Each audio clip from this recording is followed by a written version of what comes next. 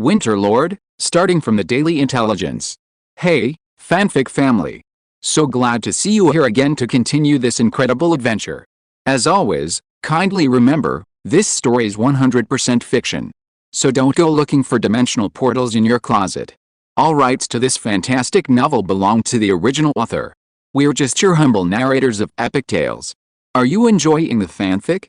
Show it by subscribing to our YouTube channel and dropping us a like. And if you're impatient for more exclusive content, our Patreon is your happy place. Chapter 101 Red Tide Territory Castle. Mike patted the stone bricks in the corner, his tone carrying genuine pride. My lord, to be honest, it doesn't look that noble, but it can block the wind, keep out the cold, defend against bandits, fight a war, and withstand snow. He pointed to the edge of the city gate. I had the base of the wall reinforced with 3 layers of stone bricks. It's very sturdy. The gate itself is also reinforced with thick iron plates. It won't deform even after being hit a few times. He then gestured towards the roof. Those red tiles are mainly for decoration, at least from a distance. People won't mistake this for a livestock pen. Listening to Mike's words, Lewis recalled his own drawings and almost burst out laughing. Mike continued, as for those wooden beams and carvings, hey, I had a few laborers spend 3 days and 3 nights carving them. They're not particularly meaningful, but they're for show. He spoke casually, but his tone couldn't hide a hint of smugness. You did a great job. I really like the appearance, Lewis praised directly. Mike scratched his head and grinned. Come on, my lord. Let me show you the real deal inside. With that, Mike led Lewis inside. As soon as Lewis stepped into the castle, he was enveloped in warmth, a stark contrast to the biting wind outside. The air was warm and pleasant, instantly relaxing him. The castle's interior seemed to insulate against the harsh northern cold. All of this was thanks to the specially designed geothermal system. Mike explained, my lord, this is the geothermal system you designed. It's truly amazing. He pointed to the surrounding geothermal pipes and warm walls. By introducing hot spring water to heat the underground pipes, it not only ensures the warmth of the entire castle, but also provides hot water to every room. In our northern lands, it's a miracle. It not only wards off the cold but also greatly enhances the comfort of living. Mike's tone was full of admiration for Lewis, his eyes brimming with respect. Lewis, hearing this, couldn't help but feel a surge of pride. Although he hadn't initially anticipated the success of his design, seeing the warm and welcoming atmosphere within the castle filled him with a sense of satisfaction. Mike then led Lewis on a tour of the castle's first floor, introducing each room with pride. First, this is our anteroom, Mike said, walking ahead and pointing earnestly to 2 flags hanging on the wall. One was the Calvin family crest, its lines elegant and ancient. The other was the Red Tide Territory's red flag, simple yet powerful, seemingly radiating warmth. Lewis nodded. The lack of unnecessary embellishment suited him perfectly. The two then walked through a corridor to a supply warehouse filled with wooden crates. This is where we'll store our winter supplies, Mike said, patting a bag of grain. Dry rations, bricks, wood, everything edible and fuelable. The air was filled with a faint scent of wheat mixed with pine. Next to the warehouse was the kitchen. Stepping inside, warmth enveloped them. Several cooks were busily working around large pots. A pot of soup bubbled gently on the stone stove, and half a wild boar leg was turning on a large grill. This chimney system is something I personally oversaw for 3 days and 3 nights, Mike said, puffing out his chest. The ventilation is superb, so cooking won't be choking. Lewis glanced around. It was indeed clean, tidy, and well organized. A good kitchen is one where the cook can work with peace of mind. Finally, Mike led him to a heavy stone door. This is where I'm most proud. The door opened, and warm steam rushed out. The stone floor gleamed, the air was humid, and it felt like stepping into another world. The hot spring pool steamed, the water gurgling. This part was specially designed for you, Mike said, his voice tinged with excitement. Among the northern nobles, you are the only one who can enjoy this. Lewis looked at the pools of hot water and suddenly felt a surge of excitement. Outside, others were still wrapped in blankets in the cold wind, but him? He could soak in a hot spring while drinking warm wine. It was simply wonderful. It was like driving a Maybach when most people could only ride bicycles. Lewis almost burst out laughing. Mike had a look on his face that said, only this kind of treatment is worthy of the Red Tide Territory's son. Lewis took a deep breath, suppressing the urge to immediately soak in the hot spring. There will be plenty of opportunities later, he reassured himself. and continued following Mike to the second floor. The way up was a spiral staircase. The steps were built of thick logs and stones, solid and strong underfoot. Each step was just the right width, allowing even 2 knights in armor to pass steadily. There were handrails along the way, made of polished oak, warm and reliable to the touch. Sturdy, durable, and safe. That's what a main staircase should be like. Mike patted the railing. Of course, this was only the main staircase for the Lord and his guests. According to him, in other corners, there were also vertical ladders specifically for emergency mobilization, the kind that allowed soldiers to move up and down quickly and could be used to block off areas in case of attack. The second floor wasn't much to see. It's all the living quarters for soldiers and servants, Mike casually remarked. The dormitories were compactly arranged, with rooms lined up one after another along the corridor. Each room contained a wooden bed, a blanket, and a simple wardrobe. The furnishings were simple yet neat and orderly, providing sufficient shelter from the wind and rain, and warmth for the night. Lewis casually pushed open a few doors and looked around. They were all similar. He didn't linger on the second floor and continued up the main staircase. The main hall on the third floor was an important reception space prepared specifically for the Lord. Visits by nobles, signing of alliances, and audiences with officials all took place here. The entire space had an extremely high ceiling, supported by thick oak beams. Several iron hooks remained on the beams, and at night, chandeliers were hung, illuminating the entire room. A banner of the Red Tide territory hung high on the wall, its crimson background and golden sun in the center symbolizing order and glory. On the other side were several large oil paintings depicting the historical glory of the Calvin family.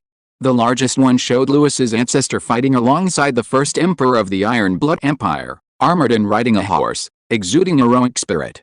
These were all specially ordered by Bradley from the south, Mike explained. They were painted by a famous court painter. Louis nodded in satisfaction. Using the Calvin family's prestige to intimidate others was a good idea. It would give them more leverage in future negotiations. Passing through the main hall, Mike pushed open a heavy wooden door. This will be your future office, though it's empty now. You'll need to design it yourself later. The room was still empty. Footsteps echoed clearly on the wooden floor.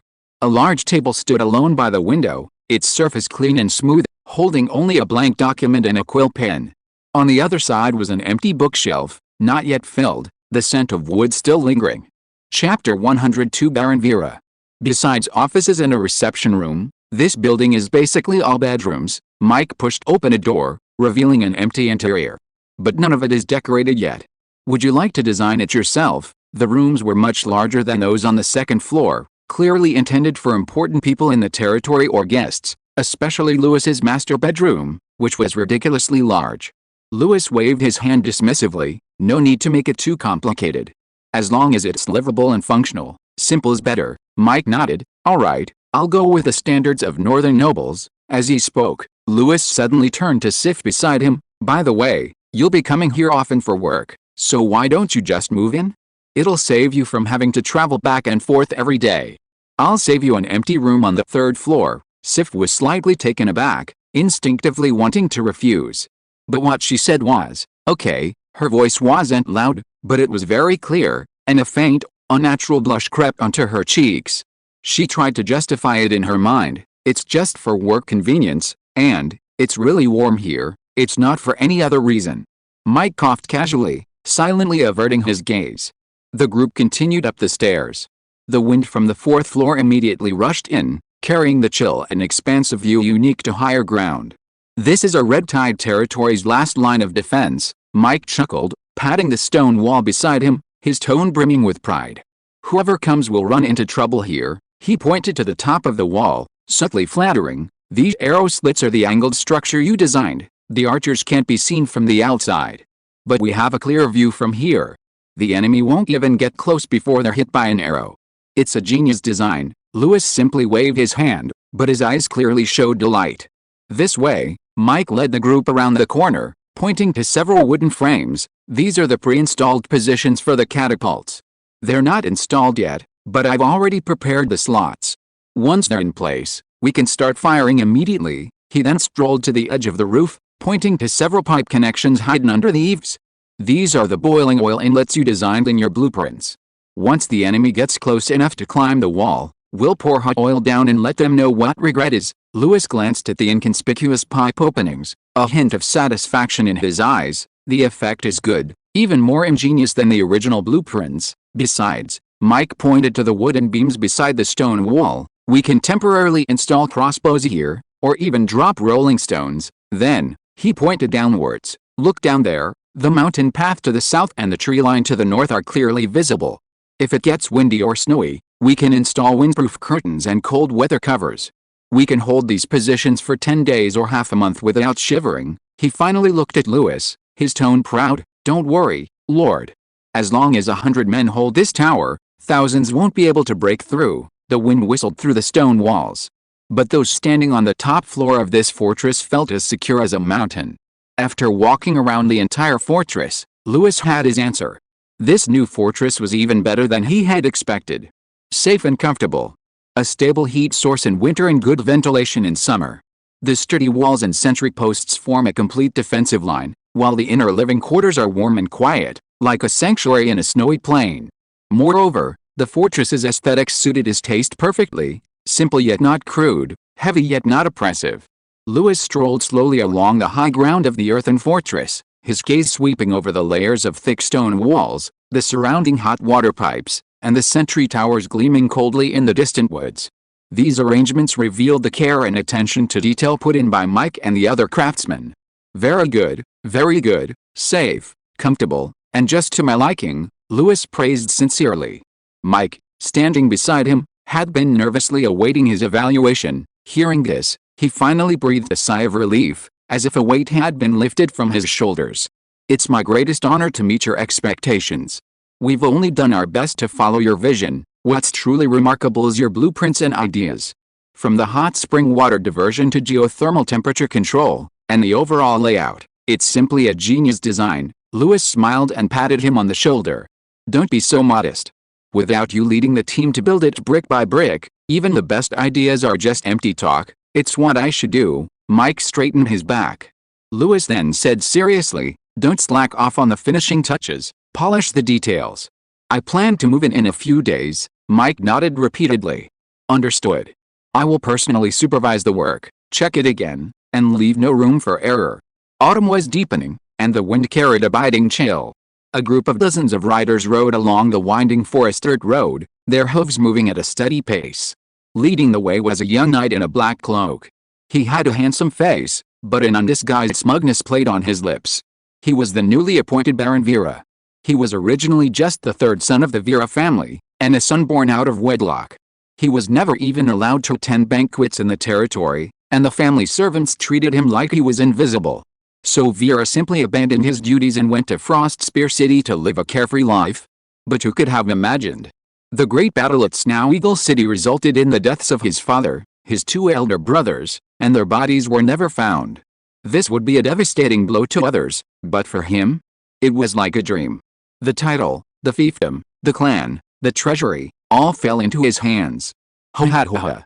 Heaven has truly opened its eyes. Vera suddenly burst into laughter, startling even the horse beside him into snorting. He excitedly patted the wine flask at his waist, then turned and shouted to the knights behind him, "When we get back, I'll appoint you all as knights of the territory. A lucrative job, easy work, drinking and sleeping around, you'll get everything." "Oh, thank you so much, Baron." "Ha ha ha, then we'll each have our own house, meat to eat and women to sleep with every day." Laughter filled the ranks. Some drank, some boasted, some cursed. It was quite a lively scene.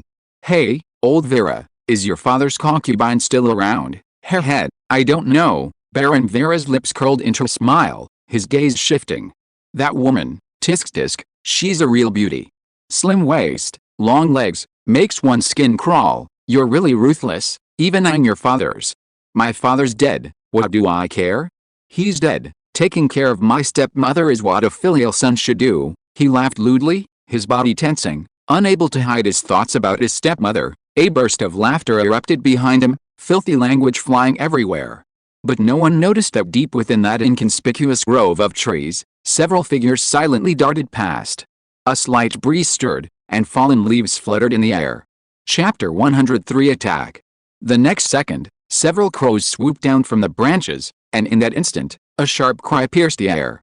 The lead warhorse's neck exploded, blood gushing out like a fountain, and it collapsed heavily to the ground with an ambush. Grab your weapons, but they had only just drawn half of their short swords when an attack from the forest swept through like an ice storm. Several figures shot out of the bushes like arrows, blades flashing. Before some could react, they were pierced from behind by spears, collapsing in the fallen leaves, still convulsing. One of them tried to jump off his horse and escape, but a flying rope wrapped around his ankle, instantly dragging him into the bushes, leaving only a pool of blood in the blink of an eye. Don't kill me. The screams of horses and men filled the air, a chaotic scene. Just 2 minutes later, Baron Vera's brothers lay scattered on the ground, some dead, some unconscious. Baron Vera hid behind a pile of saddles, trembling and muttering to himself, "Nobles. I am a noble. You cannot kill nobles." A Snowsworn with a scarred face approached, dragging a large sword, and sneered, Hell. We'll kill nobles." Another Snowsworn chimed in, "This bastard. Let's just kill him, to avenge the spirits of Barnes." Wait, a woman's voice, cold as snow, rang out. It was the leader of the Snowsworn, wearing a black cloak, her bow still drawn, her eyes sharper than a blade. She was extremely beautiful, but devoid of any warmth, like a meticulously sculpted snow sculpture. "We're not here to vent our anger, we're here to find sacrifices. Isn't it enough to just capture a few civilians?" "Why make such a fuss?" someone retorted. "You don't understand." The leader's gaze swept over the crowd. "Only the blood of sin can awaken the ancient gods." She walked up to Baron Vera. He was so terrified he wet himself, a puddle of yellow fluid between his legs, his mouth trembling as he stammered, "Don't kill me. I have money. I have land. I can. Let's make a deal." The woman's voice suddenly softened, yet it sent chills down everyone's spines. "Find 5 iron-blood nobles for us. If you find them, I'll let you go." Baron Vera, overjoyed, count out frantically, "That's easy. I know where there are plenty of nobles. I'll take you." His face was filled with fawning and a desperate greed for survival, like a dog eyeing a bone. The Snowsworn laughed again. Only this time, they looked more like pigs waiting to be slaughtered. The Battle of Snow Eagle City swept through the upper echelons of Snow Peak County. Almost all the old nobles of Snow Peak County were wiped out. The few who survived were mostly executed by Duke Edmund's order, their entire families wiped out along with them. Only scraps remained. Nephews and nieces from collateral branches, married out daughters, and several heirs who hadn't even fully grown up were hastily placed on the throne. They inherited the lands, but mostly held little real power. The army? Gone. The food supply? Nearly exhausted. Power? A joke. Some fiefdoms were suffering from famine, the people so hungry they were burning iron pots for food. Others had been seized by refugees, their gates now guarded by them. Rumors circulated that some had even secretly pledged allegiance to the Snowsworn. Strangely, these new nobles weren't too panicked. On the contrary, they were somewhat excited. They weren't even direct descendants to begin with, and now they could be dukes. Not a bad deal. As long as they retained their titles in the north, they had a chance to rise again. With one decisive war, even dogs could become wolves. But there was one thing they truly couldn't swallow. The order for the governor of Snow Peak County had arrived. The new governor was named Louis Calvin. He had indeed rendered meritorious service, everyone acknowledged that. But a governor? A young baron from the south? Governing the entire Snow Peak County? This meant that these newly appointed heads of households would all be under the control of this southerner, and become his vassals? What a joke. They had been taught from childhood that these southerners were treacherous and cowardly. But no one dared to speak their minds. Because at the bottom of the appointment letter was a heavy wax seal, the seal of Duke Edmund. Everyone understood that this meant, even if you were resentful, you had to smile as if congratulating your own father on becoming governor. So, before formally visiting the new governor, the new nobles of the north secretly gathered to discuss how to treat him. The person who convened this secret meeting was Viscount Firth. He was the nephew of the late Earl of Firth.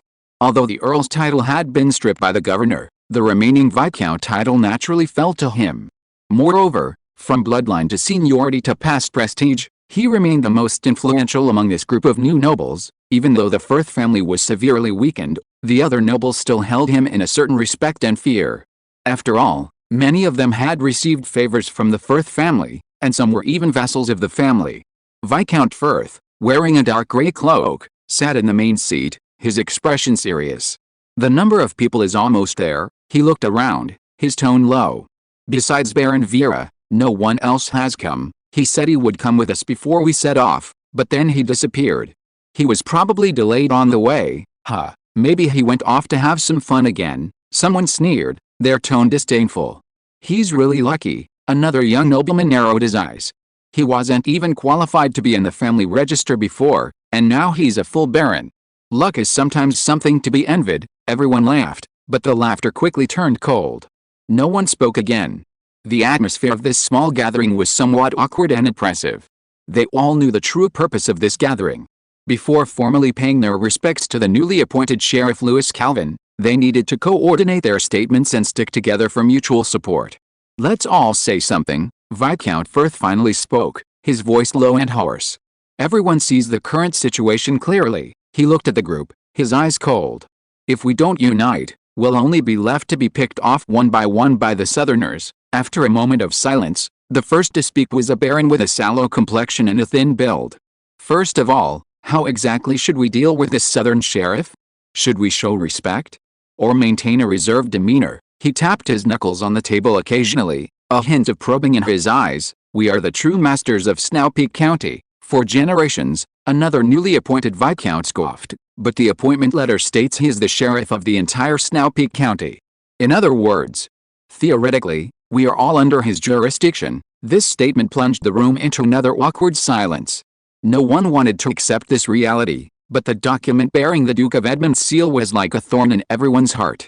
At this moment, Viscount Firth slowly rose and glanced around. "That's precisely why we need to unify our stance." Chapter 104, One Pot. Viscount Firth sneered, "We are the true masters of Snow Peak. We have ruled here for over 100 years, and the people support us. They remember our kindness.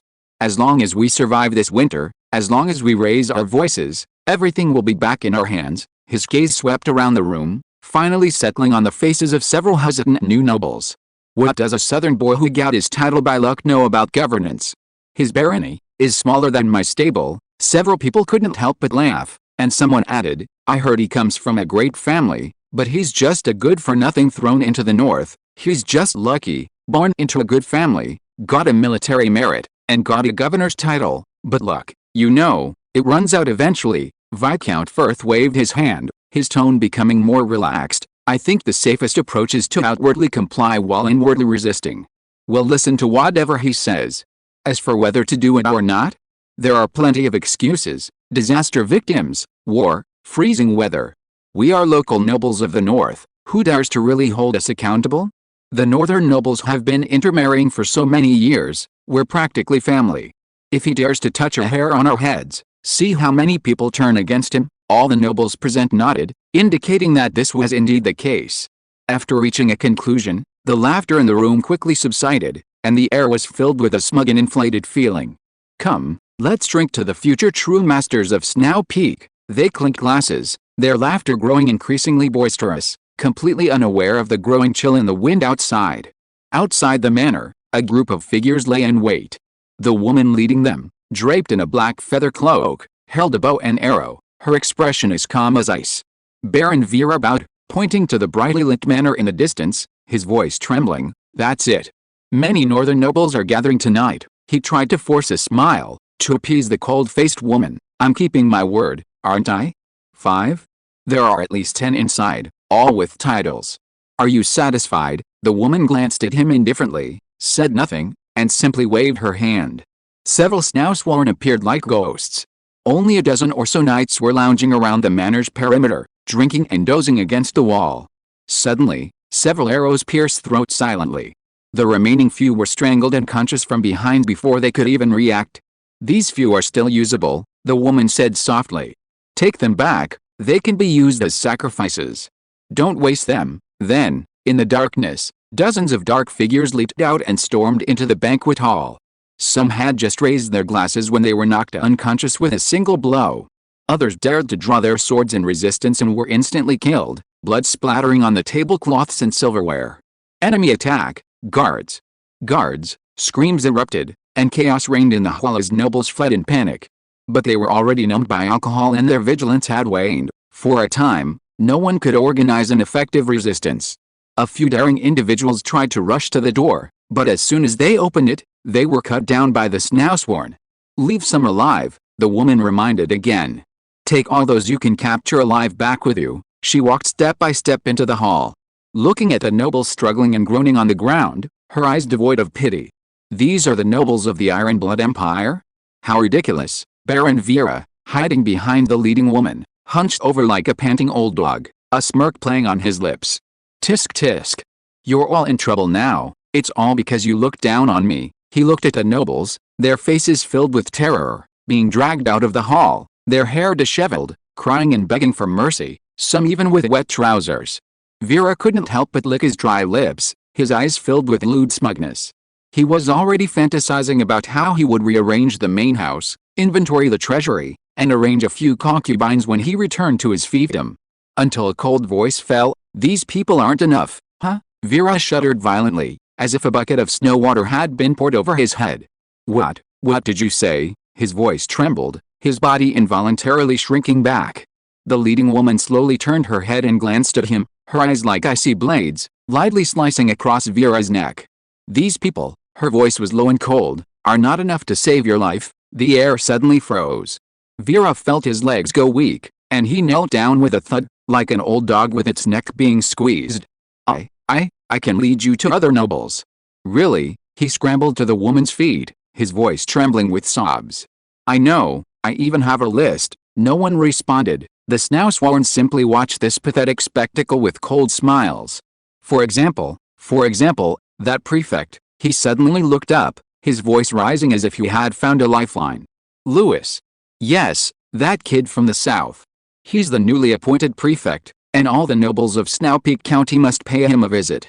You can go there and wait for him to come to you." The woman narrowed her eyes slightly, seemingly finally showing some interest in what he was saying. She took 2 steps closer, looking down at the man lying on the ground. Are you sure?" Vera kowtowed repeatedly, her head turning red. "I can lead the way. I know where he lives. I can even pretend to visit him. I have a fiefdom. I have reason to approach him. Don't kill me. Don't kill me." Snot and tears streamed down his face, but he couldn't suppress a twisted smile. "Give me another chance, and I'll sell anyone." The first rays of morning sunlight streamed into the room through the copper windows. Louis sat up from the large but simple bed, rubbing his temples. His head was still heavy. Last night was his first night in this fortress. The room wasn't luxurious, but it was far from shabby. The floor was made of polished oak planks, warm and comfortable underfoot. A row of low bookshelves stood against the wall, and on the table were ink and parchment imported from the south, next to a silver inlaid pen holder. In the center lay a huge animal hide rug, from a giant winter bear, its fur grayish-white, soft and silent underfoot. The fireplace was out, but the room was still warm. Radiators rose slowly from the stone channels in the floor and corners, driven by the heat of the hot springs, a wintertime blessing even the nobles of the capital might not enjoy. Compared to the lavish bedrooms adorned with the gold and silver in the capital, Red Tide Fortress lacked extravagance, but possessed a sense of calm and comfort. Louis narrowed his eyes and said softly, "Not bad, but even in a different environment." The first thing he did upon waking was still the same. He yawned and casually tapped on the daily intelligence system. A semi-transparent screen appeared before him, displaying several lines of text rapidly. Daily Intelligence Update complete. Chapter 105 Daily Intelligence Update. A semi-transparent screen appeared before Louis's eyes, with several lines of text rapidly flashing across the panel. Daily Intelligence Update complete. 1. Remnants of the old northern nobles, at Viscount Firth's call, secretly gathered, attempting to unite against the newly appointed prefect Louis. Each noble harbors their own ulterior motives. 2. Baron Vera, under duress from the snowsworn, led 35 of his former subordinates in a raid on Firth Manor, capturing 12 attending nobles. 3. Baron Vera was forced to lead 35 snowsworn south, planning to attack Red Tide territory today, attempting to capture Prefect Louis alive. 4. A plague, white sleep fever, has broken out in the northern fur territory. If not dealt with promptly, it will rapidly spread throughout Snowpeak territory, with unimaginable consequences. Each piece of intelligence in this daily update was significant. Louis, who had been leaning against the headboard, sat bolt upright upon seeing the first piece. The old northern nobles were uniting against him. "They're trying to isolate me," he muttered. Louis had initially thought that since Duke Edmund had appointed him governor, he should shoulder the responsibility. Snow Peak County was currently in dire need of reconstruction, and the lords should be sharing resources and working together to overcome the difficulties. But these people were actually colluding in secret, attempting to outwardly comply while inwardly disobeying him and undermining his authority? How treacherous people are! He quickly considered countermeasures, but couldn't help but laugh when he saw the second piece of intelligence. Baron Vera had raided Firth Manor, capturing 12 nobles alive for sacrifice. So they're all already locked up in cages by the Snowsworn. That saves me trouble, Louis chuckled softly. Thanks to the Snowsworn, thanks to Baron Vera. However, before he could finish laughing, his face darkened again when he saw the third piece of intelligence. Vera was leading the way, turning their attention to Crimson Tide territory, attempting to capture him alive. "You damned guide dog," Louis roared, completely forgetting that he had just been thanking this guide a moment before. 35 Snowsworn weren't many. But in Snow Peak County now, the Snowsworn's regular army has withdrawn, leaving only a few remnants clinging to life. Those still able to move freely within Snow Peak County must be the elite of the Snowsworn. If it weren't for the daily intelligence system, he might have truly been used as a sacrifice without any preparation. Eating the Empire's food, yet wanting to turn around and send the Imperial nobles into the cauldron of the ancient gods? He hated these collaborators the most. Baron Vera already had a way to die. "Unfortunately, I have the daily intelligence system." Louis's voice wasn't loud, but it carried a chill. So now the roles of hunter and prey have to be reversed. With the intelligence system, he quickly devised a countermeasure. Then Louis looked at the fourth report, this time his smile completely vanishing. A plague called white sleep fever had appeared in the northern fur territory. Louis stared at this report, his brows slowly furrowing. White sleep fever was a highly contagious and deadly plague.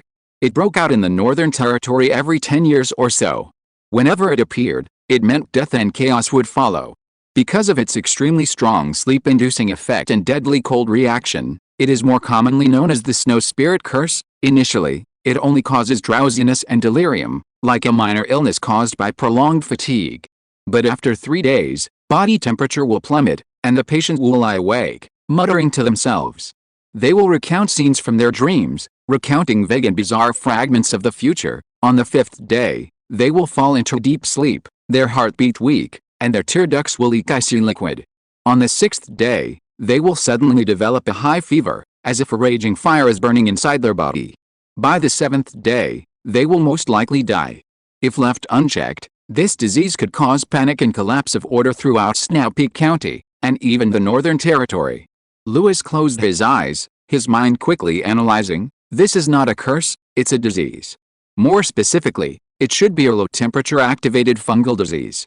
The spores likely invade through the damp, cold winds, then along the skin or nasal cavity, eventually colonizing the brain and affecting the nervous system. Drowsiness, hallucinations, low body temperature, these symptoms also fit the characteristics of a fungal infection. Surprisingly, the solution is actually quite simple. Simply exposing the patient to a high-temperature environment above 50 degrees Celsius for half an hour would effectively kill the demonic bacteria and prevent the disease from worsening. The patient would also wake up naturally and be out of danger. It sounds almost like a joke. But the problem is that this simple method has to be timely. Once the opportunity is missed, the demonic bacteria will take root in the brain, and the patient will be asleep for too long, and even high temperatures won't save them. The most troublesome thing is the speed of transmission and the speed of onset. Many lords only discovered the problem when their people had already fallen ill in large numbers. Another point is how to recreate a sauna-like environment in this godforsaken place in the north. In a place where even water will have to be obtained by breaking ice in a while, raising an entire room to 50 degrees Celsius for half an hour? How is that possible? Louis quickly thought of a solution: steam. Saunas, steam rooms, geothermal fumigation are all feasible methods. And Red Tide territory happens to have hot spring resources. But the next second, he shook his head. No, Red Tide territory is the core area of his territory, the granary, the fortress, and the starting point of everything in the future. He absolutely wouldn't allow even a trace of the virus to enter. Besides, the round trip from Shanshan territory to Red Tide would take at least 4 days, far too short. If I can't bring people, I can only send heat. His mind raced, quickly sifting through all the recent intelligence, considering countermeasures. Suddenly, he remembered some old intelligence. A group of fireback turtles inhabited the geothermal core of Red Tide territory. A glint flashed in his eyes. Fireback turtles were geothermal creatures, living between hot springs and magma crevices. The energy blocks on their backs could store enormous amounts of heat. When the temperature reached its limit, it would erupt as steam. The instantaneous high temperature and humidity were like a natural sauna. White sleep fever, that's exactly what it's afraid of. Fireback turtles were practically a tailor-made nemesis for this epidemic. High temperature, steam, humid air, and magical heat. Just build a small house, place a turtle there, and treatment, purification, and isolation would all be available. His original plan was to tame them. Take it slow, build trust, and let these geothermal turtles become the guardians of the Red Tide territory's winter. But now, there's no time for taking it slow. I'm sorry, turtles, Lewis apologized. For the sake of the entire fur territory, I have to kill a few for now. He knew what this meant. The shells were disposable. Once removed, the heat would probably only last a day or two before it was gone forever. And fireback turtles were rare. Every one killed was one less. But he couldn't worry about that now. The turtles could be bred in the future, but dead people couldn't be brought back. Chapter 106 Vera visits Lewis. There was so much to do. Lewis dressed quickly, washed his face briefly, buttoned his cloak, and hurried into the office. Before the door was even fully closed, he spoke. Summon Lambert. His attendants immediately rushed off. A moment later, Lambert strode in, and before he could speak, Lewis gave the order, take 100 Crimson Tide Knights and immediately ambush them outside the main gate of Crimson Tide territory. The enemy is the elite of the Snousworn. He narrowed his eyes, his voice as cold as a knife. Find the right opportunity and overwhelm them with sheer numbers. You can take a few prisoners for questioning, but kill the rest. Lambert's heart skipped a beat, but he replied without hesitation, yes, sir. The second order followed immediately. Summon 3 more knights and 2 physicians, take these guidelines, and immediately proceed to Furwood territory. The attendant took the few pages of handwritten drafts he had thrown on the table. Even the handwriting was messy. The most important thing is isolation, Lewis said, pointing to the first order on the draft. Allocate manpower in fur territory and immediately begin construction of a batch of sealed huts, capable of locking in heat. Anyone exhibiting drowsiness should be centrally managed there, strictly isolated, and forbidden from wandering off or hiding. Violators will be executed without exception. He had just tossed out his hastily drafted hygiene and health operational guidelines. For example, the entire territory would be subject to the boiling water method, requiring all drinking water to be thoroughly boiled. Each person would be given a piece of straw cloth to cover their mouth and nose. No matter how rough, it was essential to prevent the spread of droplets. Upon receiving Lewis's order, the guards immediately went to assign tasks. The third order was also swiftly issued by Lewis. Summon some hunters and knights, prepare to depart. The target is the fireback turtle, located in the Red Tide hot spring geothermal zone. Capture them if possible, kill them if not. Their shells are very useful. 6 or 7 will suffice. The attendants gave a brief reply and immediately went about their business. Lewis had just given his final order and was about to take a short break when a guard rushed in, slightly out of breath. My lord, a group of people has arrived. Lewis raised an eyebrow. The guard quickly added, the leader claims to be Baron Vera, and says he wants to visit you. Lewis was taken aback. They'd arrived so quickly? Suddenly, a small interest piqued his interest. Let him in, but only 2 people. Also, tell Lambert to make his move as soon as the 3 enter. The guard bowed and quickly withdrew. A dozen minutes earlier, outside the Crimson Tide territory, a carriage slowly came to a stop. Baron Vera, dressed in noble attire, wore a smug smile. But as soon as he alighted, he saw several fully armed Crimson Tide knights blocking the road, swords drawn, their expressions utterly unfriendly. Halt, the lead knight said in a deep voice. State your name. What brings you here? Vera raised his chin, his tone arrogant. I am Baron Vera, here to pay my respects to Lord Lewis, the Lord of the Crimson Tide. The knights exchanged glances, and one of them immediately turned and ran into the city to report. Not long after, the man returned, panting. Report. Lord Lewis has agreed to see you. Vera nodded in satisfaction. However, the knight paused. Only 3 of your men can enter. The rest must wait outside the city. Hearing this, Vera's expression darkened, but he forced himself to remain calm and said through gritted teeth, "Understood. I'll go discuss it." He turned his horse around and led the men behind him aside to whisper.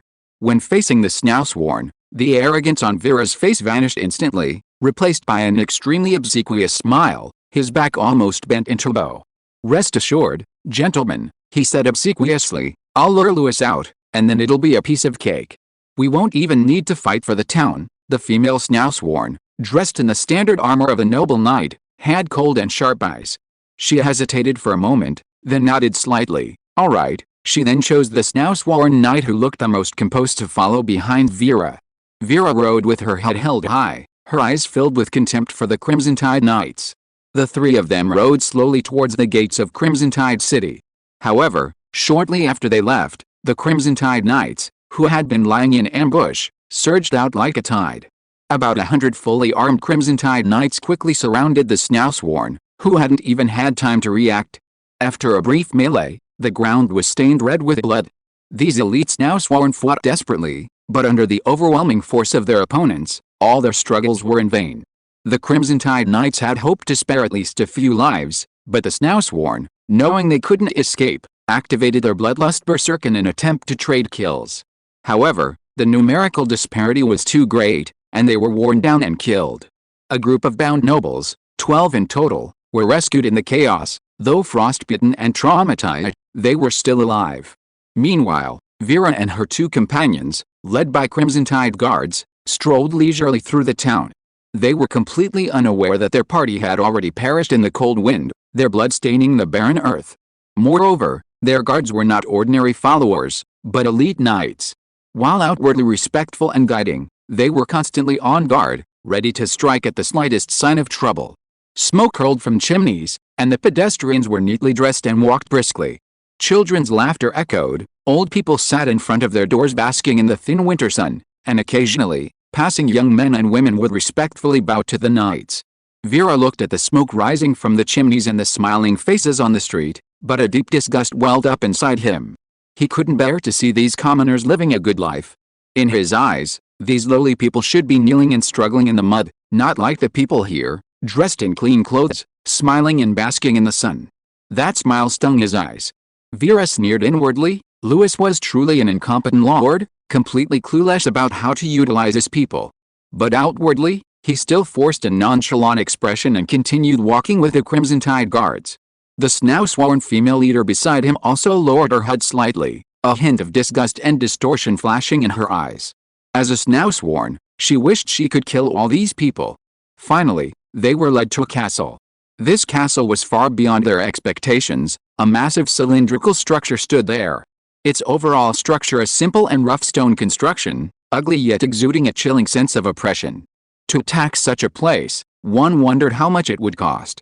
The female leader couldn't help but grit her teeth, her mood becoming even heavier.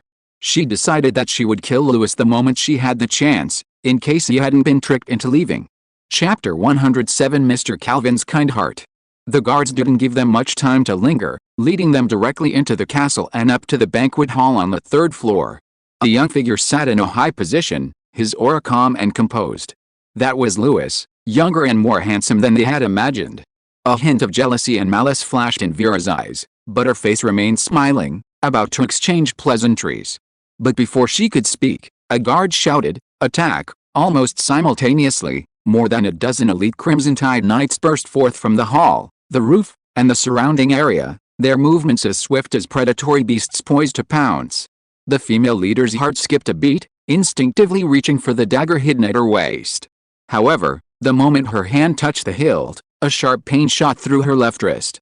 A short sword flashed, striking her knuckles with deadly accuracy, numbing her entire arm. At the same time, three elite knights pounced from the left and right, their knees slamming into her kneecaps, causing her to lose her balance and fall to the ground. Another Snowsworn was equally defiant, struggling with a low growl, but the moment he moved, a chop to the back of his neck struck him, and he collapsed to the ground. As for Vera, he didn't even have time to speak before his wrists were twisted with a cracking sound, and he was forced to the cold stone floor, unable to move. In just 3 seconds, the three were completely subdued and knelt before Lewis.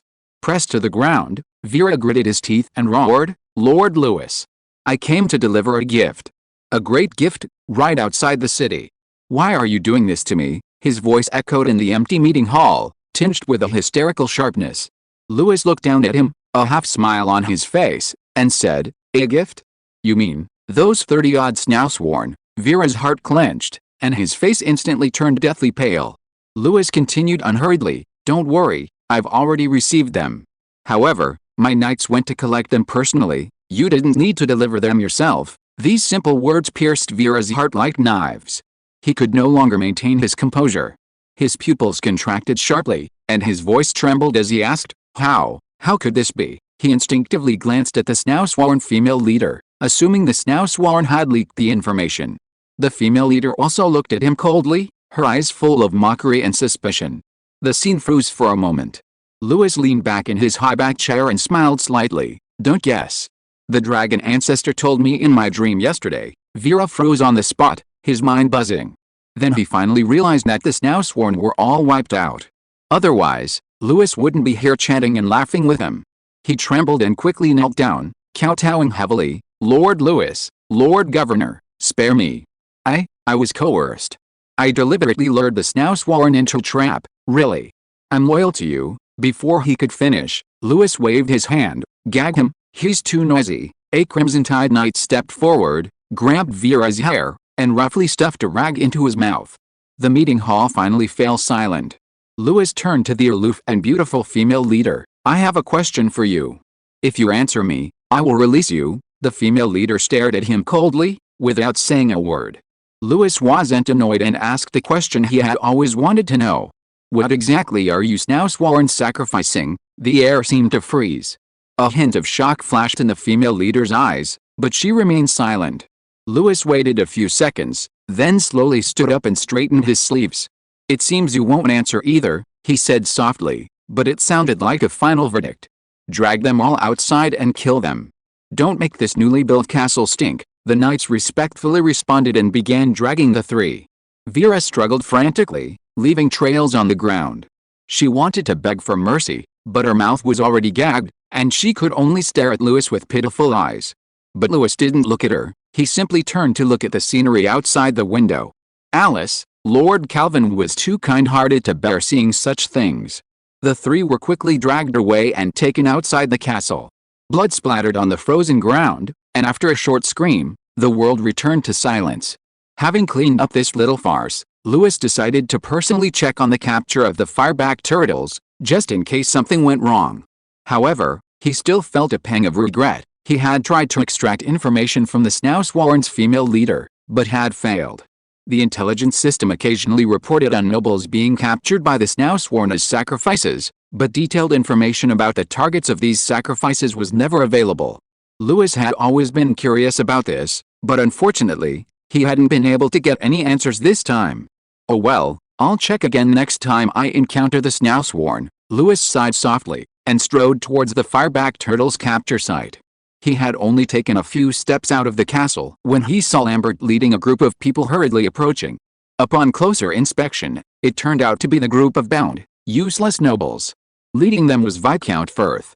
Upon seeing Lewis appear, the disheveled nobles immediately knelt down, expressing their gratitude and repeatedly shouting, "Thank you for saving our lives, Your Excellency." Lewis frowned. He hadn't expected this group to be captured by the snowsworn so easily, and yet not a single one had died. A bit troublesome, but thankfully not many. He calmly ordered, "Dispose of them directly." The air seemed to freeze for a moment after he finished speaking. The faces of the nobles who had been brought there drained of color. Some were pale, kneeling on the ground, desperately kowtowing and begging for mercy. Some roared and cursed Lewis, shouting about their status and position. Others simply stared blankly at Lewis, their eyes filled with disbelief. They couldn't comprehend that this young lord would actually say such a thing. They thought they had misheard. But Lewis had already started walking away, then after a few steps, he suddenly stopped. Viscount Firth's eyes lit up, thinking that Lewis was just bluffing them, wanting to see them make a fool of themselves. This southern barbarian was wicked. But the next second, Lewis said calmly, "By the way, make it clean, fake it as if the snowsworn did it." His words were as calm as ordering a cook to kill a chicken. The nobles understood completely. Louis wasn't joking, wasn't trying to intimidate them, he really wanted them dead, as if their lives as nobles were worthless. How dare he? Despair washed over their faces like a tidal wave. Some collapsed to the ground, pleading incessantly, others cursed wildly. Lambert nodded and said, "Yes, sir, I'll handle it." Soon after, intermittent screams rang out behind Louis. Alice, Lord Calvin was kind-hearted and couldn't bear to hear such things. He quickened his pace. Chapter 108 The Poor Turtle. Louis spurred his horse forward, heading deeper into the geothermal zone of the Red Tide territory. However, the moment he stepped onto the outskirts, his warhorse began to whinny restlessly. "Can't we make it this far?" Louis tightened the reins, dismounted, and walked forward on foot. Although it was already autumn, and the northern lands should have been bitterly cold, in this area, the surface temperature had already exceeded 80 degrees Celsius. Even his thick-soled riding boots couldn't ward off the scorching heat, as if he were stepping on a blazing iron plate. He removed his heavy wolfskin coat, leaving only a light shirt. His internal fighting spirit surged, forming a thin protective membrane that barely withstood the invading heat. Even so, he still felt as if he were being steamed, sweat almost instantly soaking his back. Before him stretched a reddish-brown fissure zone, scorching steam rising from the rock crevices. A dozen fireback turtles were half buried in the geothermal zone, lazily yet warily exhaling hot air, occasionally raising their heads, their shells gleaming with a faint red light. This was the lair of the fireback turtles, the core of the gushing geothermal energy, and the very foundation of the Crimson Tide territory. Louis took a deep breath of the scorching air and strode towards the core. The Crimson Tide Knights had already arrived at the geothermal area some time ago. Without the protection of their battle aura, ordinary hunters could only offer advice from the outside. The actual operations were carried out by the Knights. Their faces were grim. The operation hadn't been very successful. "Reporting, sir." A knight rushed forward, panting. "These fireback turtles are incredibly difficult to deal with.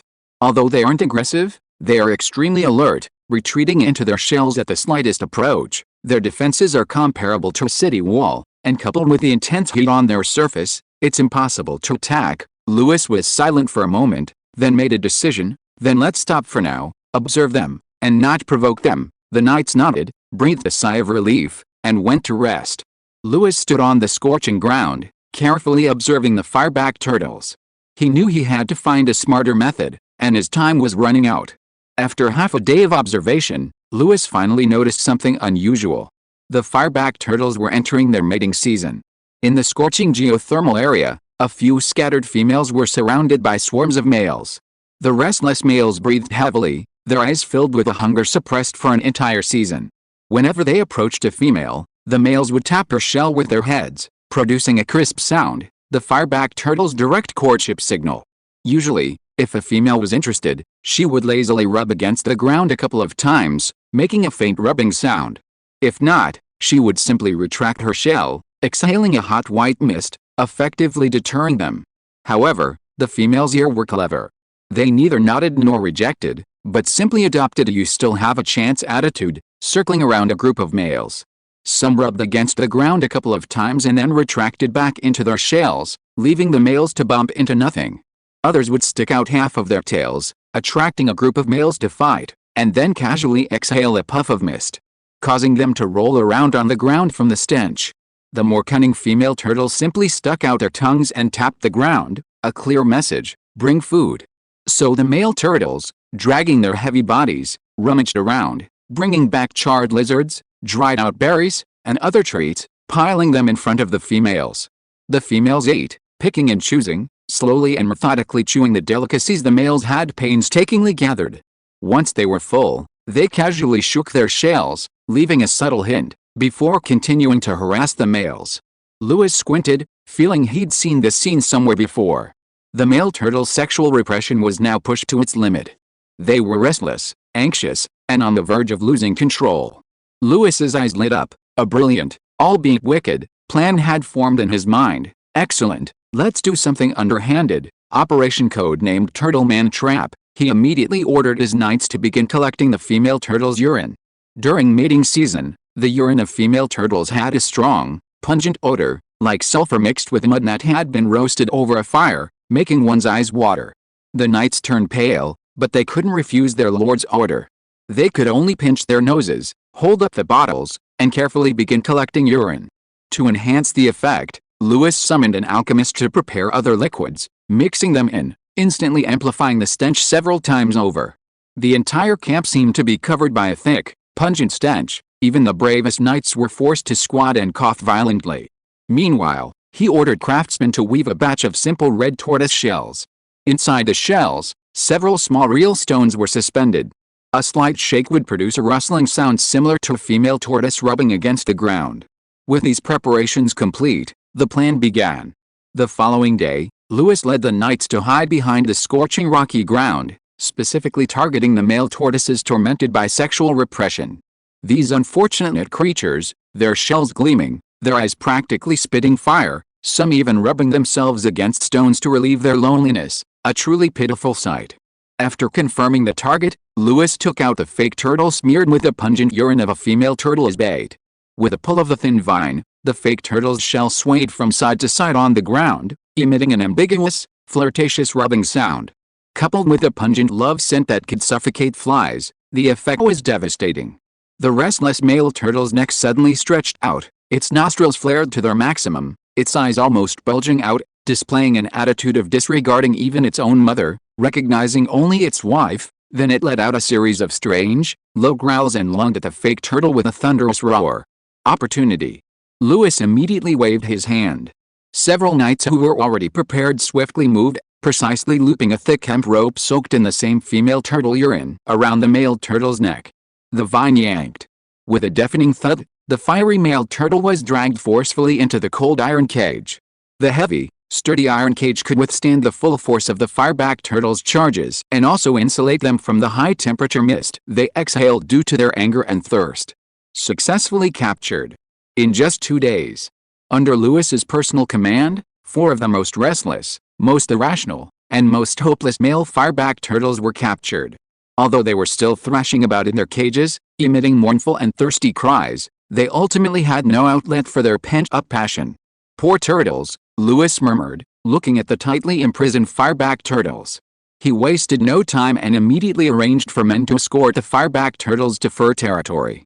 Although these fireback turtles were far from being truly tamed, Lewis transported them safely back to fur territory without resorting to excessive violence, laying the foundation for future domestication. The journey would take approximately 4 days. To prevent the fireback turtles from rioting en route, Lewis specially designed a simple mobile protective device. He also had the physicians prepare mild herbal remedies to gently hypnotize the fireback turtles, keeping them in a semi-conscious state throughout the journey. In the autumn winds of Red Tide territory, Lewis stood atop Red Tide Fortress, looking down at the receding transport convoy, hoping they would arrive soon. If you are listening to this novel on a channel other than Fanfic World, it means it was downloaded and re-uploaded without effort. We warmly invite you to visit our channel, Fanfic World. There you will find the original version of this story and many other novels of various genres. We look forward to seeing you dive into a world of incredible novels. Chapter 109: The Curse of the Snow Spirit. Ian huddled in the cramped isolation cell. The space was small, barely enough for a few tattered straw mats and 1 or 2 stiff blankets. The air was damp and stagnant, thick with the scent of death. It was dark all around. Suppressed sounds filled the air, coughing, groaning, and sobbing. Others were babbling incoherently, muttering names that didn't exist, or recounting bizarre dreams. This was the late stage of the illness. Ian guessed they probably didn't have long to live. Ian wrapped himself tighter in the tattered blanket, shivering. Despite the stifling, humid air, he felt as if he were lying naked in ice and snow, every inch of his skin numb and frozen. His head throbbed with pain, like a piece of paper being slowly torn to shreds. Even moving a finger was a luxury. Ian knew he had no ordinary illness. It was the snow spirit curse. It was a long-standing nightmare in the north, a wave of death that swept through every decade or so. Ian closed his eyes, trying to concentrate, but it was too cold. Every breath felt like inhaling shards of ice. His blood seemed to stop flowing, even his heart felt frozen and sluggish. Suddenly, in the blurry darkness before his eyes, he saw Eileen. It was his wife. That familiar, gentle smile stood at the door of the isolation cell, gently beckoning to him. Ian, she called him. Her voice was ethereal, like a dream, yet carried a heartbreaking reality. Ian's eyes welled up, and he almost struggled to crawl over. But reason held him back. No, this wasn't real. This was all an illusion caused by the snow spirit curse. Just yesterday, in the next isolation zone, someone had the same experience, saying they saw the phantom of a deceased loved one, and then died the next day. Ian gritted his teeth, digging his nails into his palms, trying to pull himself back to reality with the pain. But his body was too weak, even his sense of pain had become dulled. Pain, like a hand, slowly but mercilessly gripped his neck. He was afraid, but not because of death. It wasn't because he might never see Maya again. His daughter. That tiny figure chasing fallen leaves in the autumn wind. That little girl grinning by the campfire. That child who once cried from hunger but could now finally sleep peacefully. Maya was still so young. And life had only just begun to get better. Just a few days ago, they had a small hut together. Maya could sleep soundly there, no longer waking up in the middle of the night. The work was hard, but with effort, they could earn work points to exchange for food and clothing. Most importantly, Maya had made friends, a few other rescued children who always chased and played in the center of the camp. Back then, Ian would always stand at a distance, watching quietly. Seeing that long-lost smiling face, a warm, almost melting feeling welled up inside him. It was as if he could finally believe that the future would truly get better. But now, that damned infectious disease, like a merciless lightning bolt, shattered everything. If he died like this, what would happen to Maya? Would she, like him, be consumed by this plague? Ian's breathing became weak, a strong dizziness surged to his head, as if he were being swept into a cold abyss. He was being swallowed up little by the cold and despair. Outside the isolation ward, the night was so thick it seemed frozen. The spread of white fever was terrifyingly fast. Symptoms appeared in almost every corner of the country. The isolation zone where Ian was located was completely sealed off. Doctors and soldiers carried out Lord Lewis's orders one by one, without any leniency or hesitation. Everyone understood that the situation had become so serious that there was no turning back. According to orders, everyone had to wear protective equipment and drink boiled water regularly every day to reduce the spread of the virus. Infected people were isolated in batches, and every household put up canvas and wooden doors, dividing the camp into isolated islands. Even so, the effect was still minimal. Everyone knew in their hearts. The spread of this plague was as fast as an out-of-control flood, so fast that people barely had a chance to struggle. All efforts, all defenses, were as fragile and powerless as withered branches in the wind. The situation was crumbling bit by bit. Fear and despair, like a thick fog, silently seeped into every inch of the camp's air. In this boundless despair, suddenly, the sound of rapid hooves came from outside the quarantine zone. Clatter, clatter, clatter, clatter. A knight, covered in snow and wind, stumbled in, his face flushed, shouting, "Lord Lewis has caught the fireback turtles. They're on their way. Is the steam room ready?" In that instant, everyone froze. The logistics officer's eyes instantly reddened, and he nodded frantically as if grasping at a straw, his voice trembling as he roared back, "Ready." The next morning, a dozen knights on horseback, pulling the heavy, cold iron cages, finally brought over several enormous fireback turtles. These fireback turtles had thick shells, their backs covered in dark red energy blocks, the key to their survival. But at this moment, due to the sedative drug, all the turtles were unconscious. Someone shouted, "The fireback turtles have arrived." "There's hope," a cheer erupted throughout the quarantine zone. The long-suppressed sorrow and despair were shattered as if struck by a clap of thunder. The crowd thanked the great Lord Lewis, embracing and weeping. The dark days had finally seen the first ray of dawn. The fireback turtles were carefully transported into the converted steam room. However, they remained motionless, and the people were bewildered, completely clueless about how to awaken them. Knight Mario stepped out from the crowd. He remembered Lewis's task. The fireback turtles needed to be activated. Mario took a deep breath, his fighting spirit surging through his body. Then, he stomped hard on the shell of one of the fireback turtles. Thump, a muffled sound. The unconscious fireback turtles jolted violently, the energy blocks on their backs instantly glowing crimson. Then, hiss, they all awoke, arching their shells and spewing out scorching white steam. The billowing heat quickly filled the entire steam room, dispelling the cold and deathly atmosphere. The doctors sprang into action. Shouting instructions, they carried the most critically ill patients into the steam-filled room. The humid, warm air enveloped every inch of their cold skin, as if snatching them back from the clutches of death. One by one, patients were brought into this warm space, their tightly furrowed brows finally relaxing slightly. The shadow of death, at this moment, was driven back by the heat of the steam.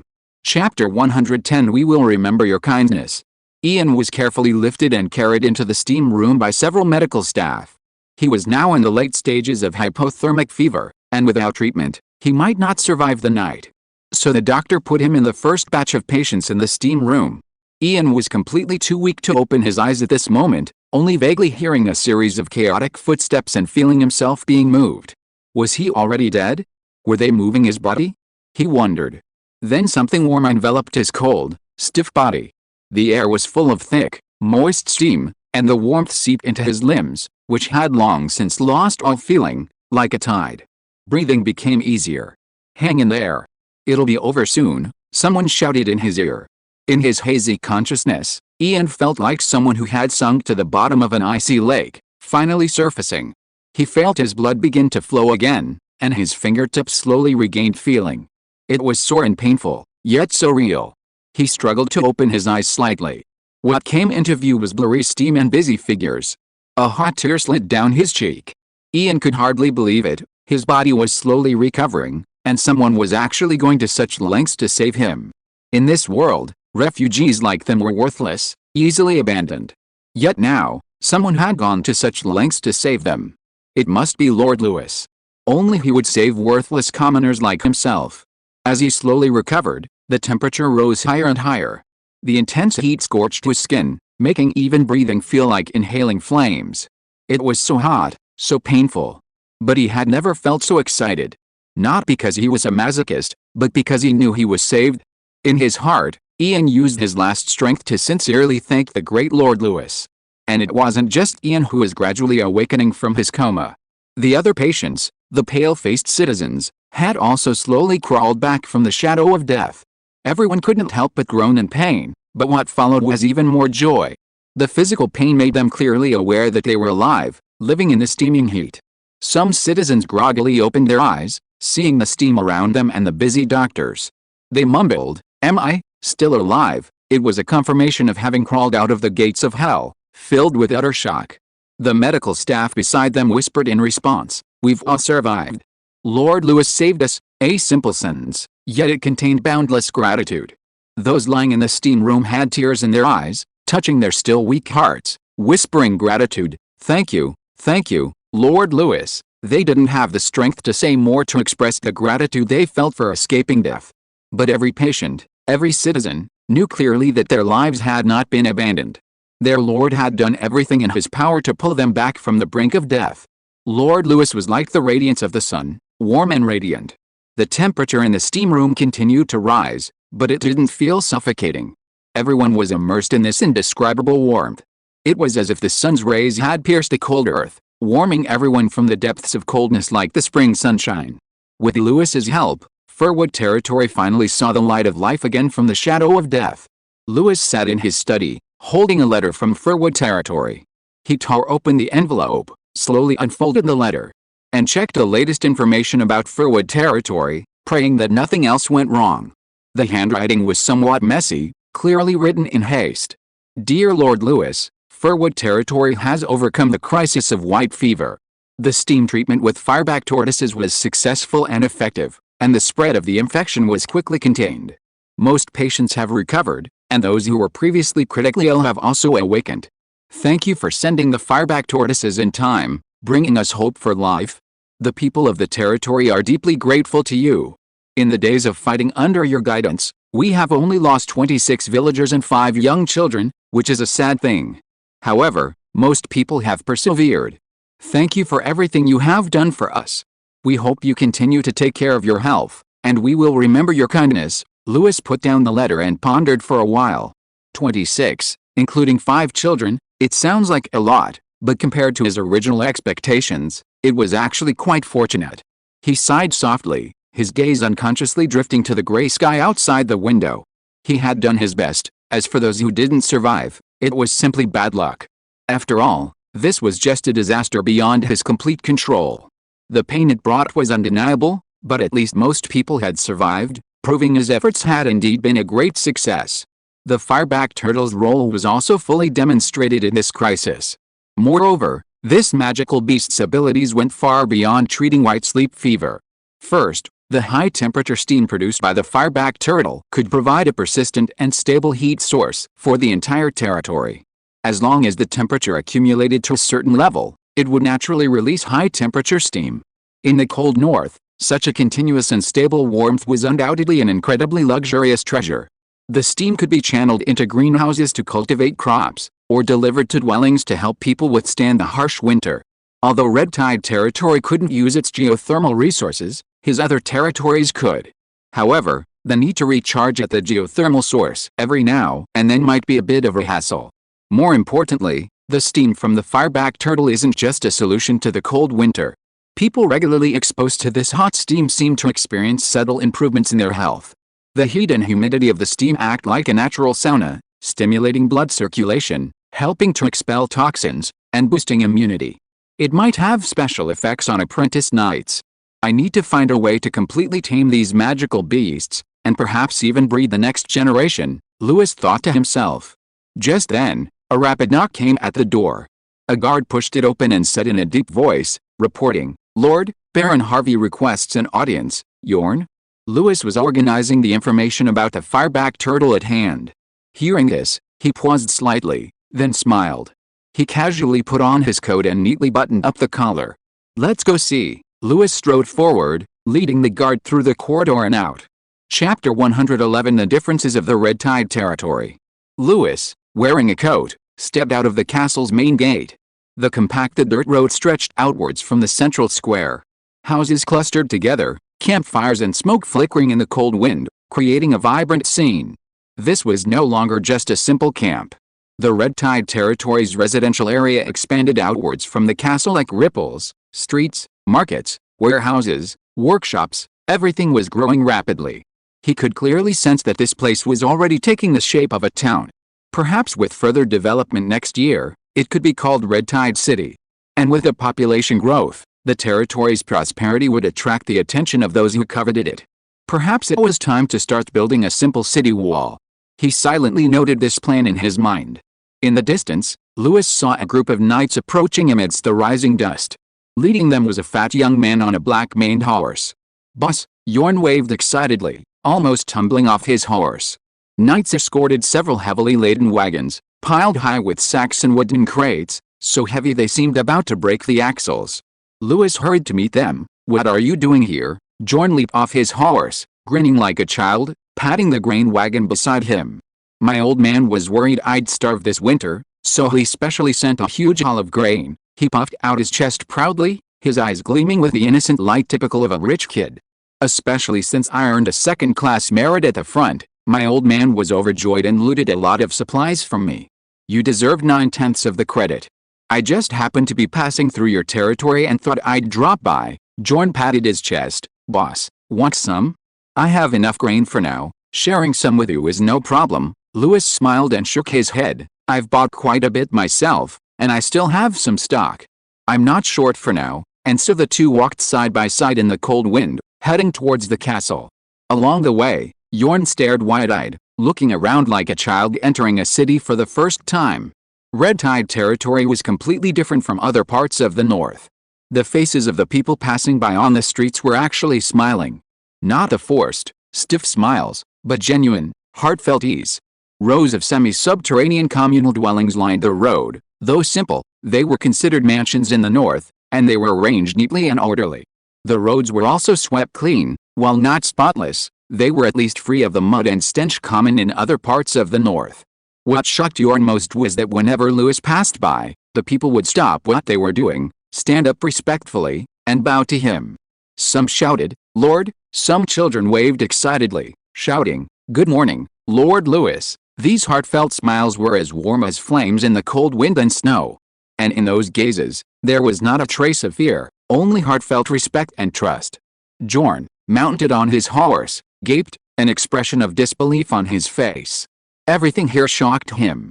His fiefdom was located slightly north of Red Tide territory, not far from here, but the situation was far worse. The streets were muddy, and the dilapidated houses of whose subjects were hastily cobbled together. Moreover, his own food supplies were provided by his earl father, far to the south. Forget smiles, most people wore long faces, too exhausted to even speak.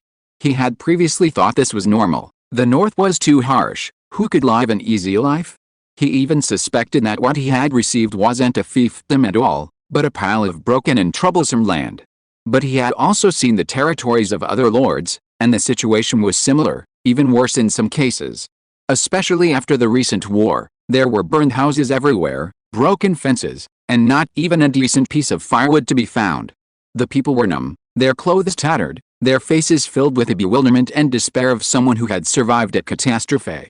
In this northern land, in this situation, he had originally imagined that everywhere was a scene of ruin. But seeing all this before him, Jorn swallowed hard, unable to contain himself any longer. "Hey, boss," he pulled on the reins, turning to stare at Lewis with a complicated expression. "We all arrived in the north around the same time. How did you manage to do it?" How did you manage to make the territory so good?" Lewis smiled smugly. This flattery had really hit the nail on the head, but he didn't answer immediately. He looked up at the people busy in the streets in the distance. People were carrying timber, some were repairing houses, and children in coarse cloth robes were chasing and playing, the air filled with an atmosphere of happiness. Then he said softly, "It's actually very simple." Jorn's eyes widened, his ears perked up, as if waiting for some earth-shattering secret.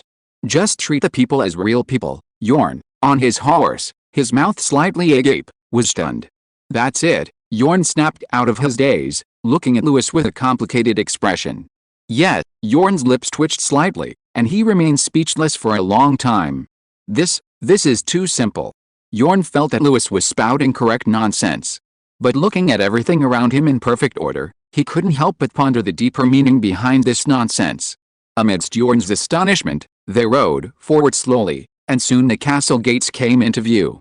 The moment he saw the castle, Jorn's eyes widened again. The castle of Red Tide territory was rugged and imposing, like an armored beast, silently crouching in the cold wind. The walls, built of rammed earth and stone, seemed to grow naturally from the earth, carrying a primal sense of oppression. There were no ostentatious decorations, no tall towers and carvings common in the south, only coldness, practicality, and a faintly revealed wild power, exuding the aura of the north. Jorn's expression almost froze. He had never seen this type of castle before. Lewis had actually built a castle. He still lived in a wooden hut, which, though meticulously built, could never compare to a castle. The difference was greater than the distance between the Red Tide territory and the capital. "How is it?" Lewis looked at him smugly, his tone laced with barely concealed boasting. "Not bad, right?" Jorn looked up, swallowing hard. After a long pause, he managed a weak assessment. "Stunning, but it's a bit ugly." "You don't know anything," Lewis immediately retorted.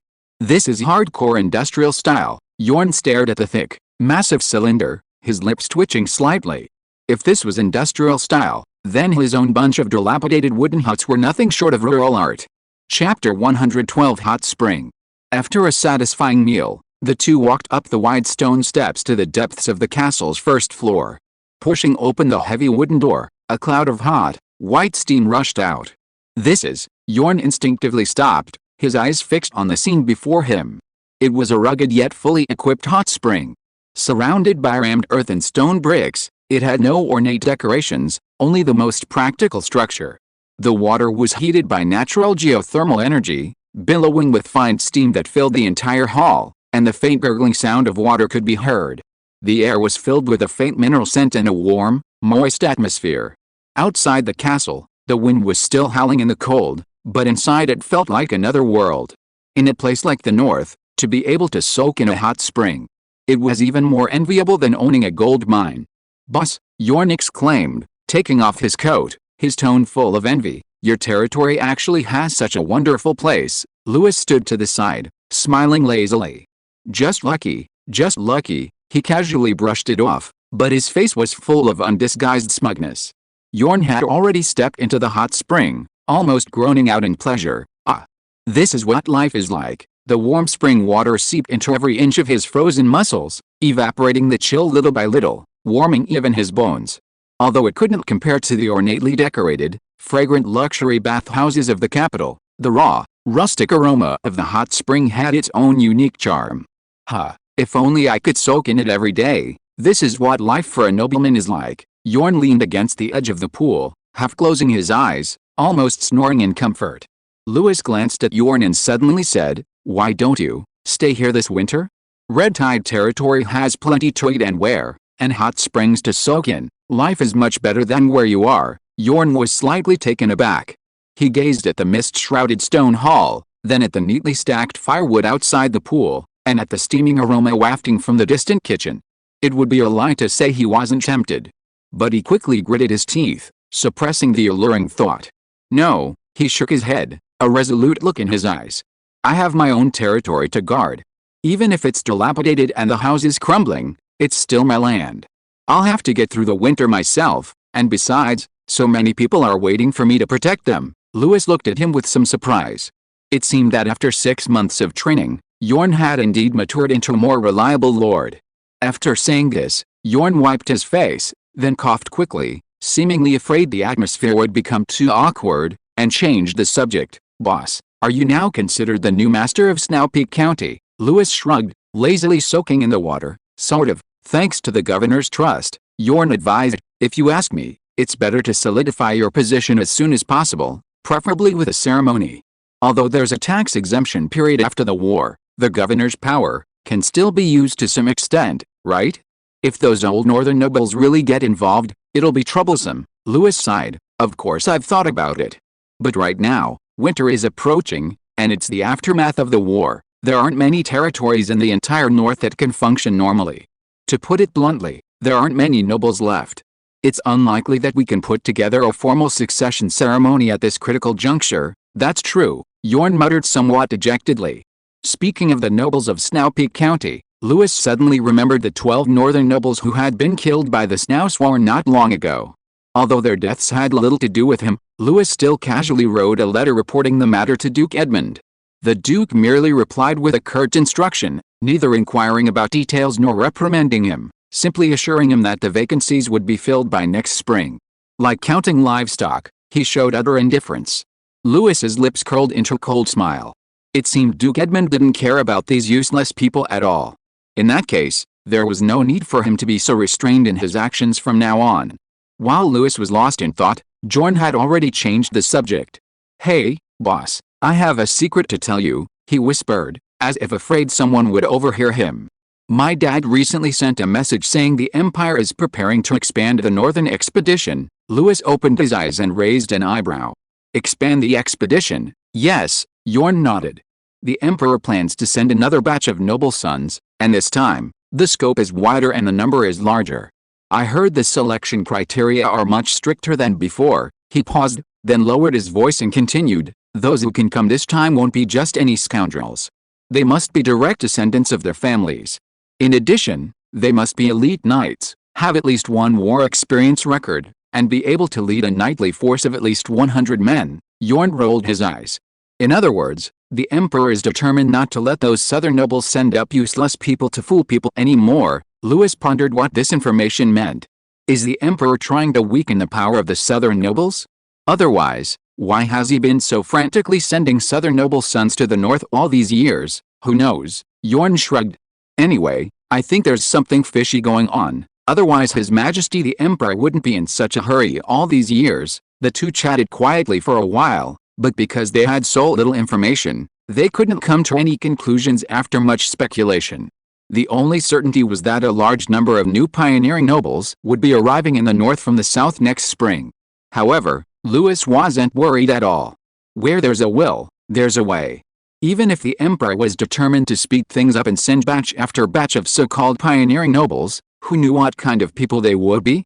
Forget about direct bloodlines and elite knights. How many of them could truly withstand the harsh winters, wars, and poverty of the north?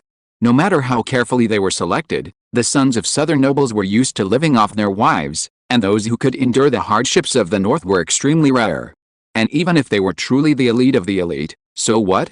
Lewis wouldn't be completely afraid of them. After all, he had already established a firm foothold in the north. Red Tide territory is one of the few self-sufficient expansionist territories in the north that doesn't rely on families. His army has been tested by blood and fire, they can fight and defend. He is now the governor of Snow Peak County. Even if those newcomers are truly capable, they'll still have to bow and pay their respects before him. He just wonders if any of Calvin's other brothers will be sent to this god-forsaken place. A faint smile played at the corners of Lewis's lips. Chapter 113. It's snowing. Yorn stayed one night and set off early the next morning. He didn't forget to haggle with Bradley, exchanging some corn and spices for several baskets of smoked fish, which he happily packed into his baggage. He seemed to genuinely enjoy this flavorful and long-lasting specialty of the Red Tide territory.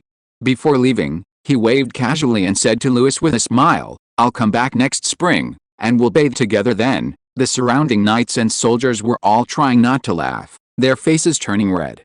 For a moment, the castle gates were filled with a strange and lively atmosphere. Lewis sighed and watched as Yorn led his large entourage, carrying knights, provisions, and a cartload of smoked fish, away. The snow in the north fell silently. The wind made no sound at night, only gently blowing across the land. At the first light of dawn, Lewis stood by the window, gazing at the world outside, now a pristine white.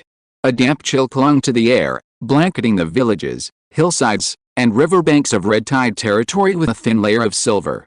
Snowflakes drifted down like veils, slowly enveloping the entire territory. Outside the window, the village rooftops were already faintly adorned with a pristine white by the accumulated snow, and the trees stood silently in the cold wind, as if draped in silver robes. It was all breathtakingly beautiful. However, this also meant that the most difficult season in the north had finally arrived. For the lords of the north, the hardest part wasn't the cold itself, but how to keep life running through this long winter. Supplies, provisions, firewood, animal hides, everything was of paramount importance. Fortunately, Lewis had already made preparations. Red Tide territory's management model differed from other territories in this world, following a unique feudal lord system. The distribution of resources was not merely about survival, but also about making everyone feel their importance within the territory. During the winter's resource allocation, Lewis adjusted the food distribution standards, minimizing unnecessary disparities and ensuring that every family could eat their fill. Every family, whether farmer, craftsman, or knight, received resources according to their family size. A family of 3 received 20 caddies of grain per week, enough to survive the winter when productivity was low, provided there was no waste. In addition to grain, Lewis also arranged for winter supplies. Each family received a cotton coat and a blanket to keep warm on the cold nights. Firewood and charcoal were also distributed reasonably according to family size to ensure everyone could stay warm during the winter. Lewis also established an additional reward system. Those who contributed more received more grain or heating supplies as a reward for their efforts. This included skilled laborers such as craftsmen, carpenters, and blacksmiths, or management personnel like Luke and Mick. The knights, of course, ate whatever Lewis ate.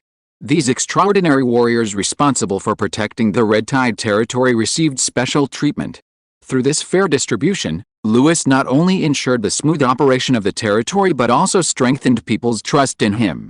This system of distribution, according to labor, made everyone feel like they were part of the Red Tide territory.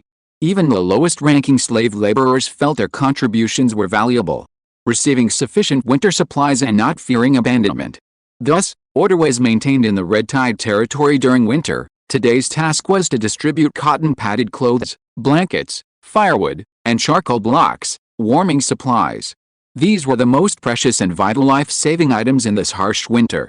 A cotton-padded coat, a blanket, a bundle of firewood, a few charcoal blocks, and so on. They determined whether each family could survive the long, cold nights to come. 1 cotton-padded coat per person, 1 blanket per household. Lewis stood before the warehouse piled high with supplies, holding parchment, carefully and meticulously checking each item to ensure no embezzlement. He whispered confirmations to the distribution staff, personally checking to ensure no name was missed and no number was mixed up. When the distribution officially began, Lewis even went directly to the distribution station in the square, standing shoulder to shoulder with the staff. Seeing Lewis there stunned the residents who came to collect their supplies. No one had expected their lord to be present in person. Those eyes seemed to moisten instantly. No one shouted, no one cheered wildly. The atmosphere was cautiously restrained, as if afraid that speaking would shatter this rare warmth. They simply stepped forward silently, whispering their thanks to Louis when it was their turn to receive supplies, or exchanging a few quiet words with him as they held their blankets and coats. Someone, upon receiving the coat, whispered, "Thank you, Lord. May the gods bless you with a long and healthy life." Louis didn't say much, only nodded, his gaze gentle. Occasionally, he would exchange a few simple words with the residents, showing great approachability. A small, thin child carefully held a coat, wearing worn-out shoes, his nose red from the cold. He looked up at Louis and murmured, "I want to fight for you someday, like a knight, to protect everyone." Louis bent down, gently stroked the child's hair, and smiled. "I'll wait for you to grow up." The child's eyes lit up. He clutched the clothes in his hands, his gaze exceptionally firm. A woman carrying heavy loads of coal, limping along, quietly placed a hand to her chest as she passed Louis, making a prayerful gesture, and whispered, "Dragon Ancestor, please bless the Crimson Tide territory, please bless the great Lord Louis." The distribution continued, and the residents lined up one by one. Some said a few words of gratitude to Louis, while others, not good with words, simply looked at him with gratitude. What pleased Louis most was that no one complained. After all, in the past winter, these ordinary residents had barely survived. One meal a day, in the biting cold of their wooden huts, they barely survived by the faint light and warmth of a fire. Many people had to burn their furniture and dismantle old doors for warmth, just to survive the long, icy winter. Now, they can wrap themselves in thick cotton clothes, eat hot soup around a fire, and sleep peacefully with blankets at night. Such a change is a miracle in this harsh north.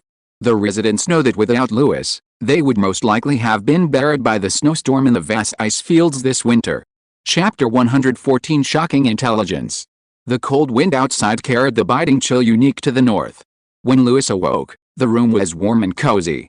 Hidden underfloor heating pipes were slowly releasing warmth, maintaining a comfortable temperature throughout the bedroom. He only needed a thin wool blanket to sleep soundly through the night, undisturbed by the cold. Louis slowly sat up, casually smoothing his slightly disheveled hair. His first action upon waking was as usual. He instinctively raised his hand, and a semi-transparent screen quietly unfolded before his eyes. Daily Intelligence Update complete. 1. Today, an adult ice vein serpent was discovered in the northern rock valley of the Crimson Tide territory, having entered hibernation. 2. Emperor Ernst August of the Iron Blood Empire has officially agreed to the northern governor's suggestion to promote Louis Calvin to Viscount. 3. Archmage Jurgen Locken unexpectedly fell unconscious not far north of the Crimson Tide territory. His current condition is unknown. Louis glanced at the first intelligence report and immediately perked up. In the Northern Territory, the ice vein serpent is one of the most valuable magical beasts. While its gallbladder can't directly enhance battle aura, it can cleanse impurities from the bloodline, increase talent, and accelerate cultivation. For someone with mediocre talent like myself, this kind of improvement is more important than anything else. Not to mention the nourishing snake meat, the cold-resistant scales, the precious fangs.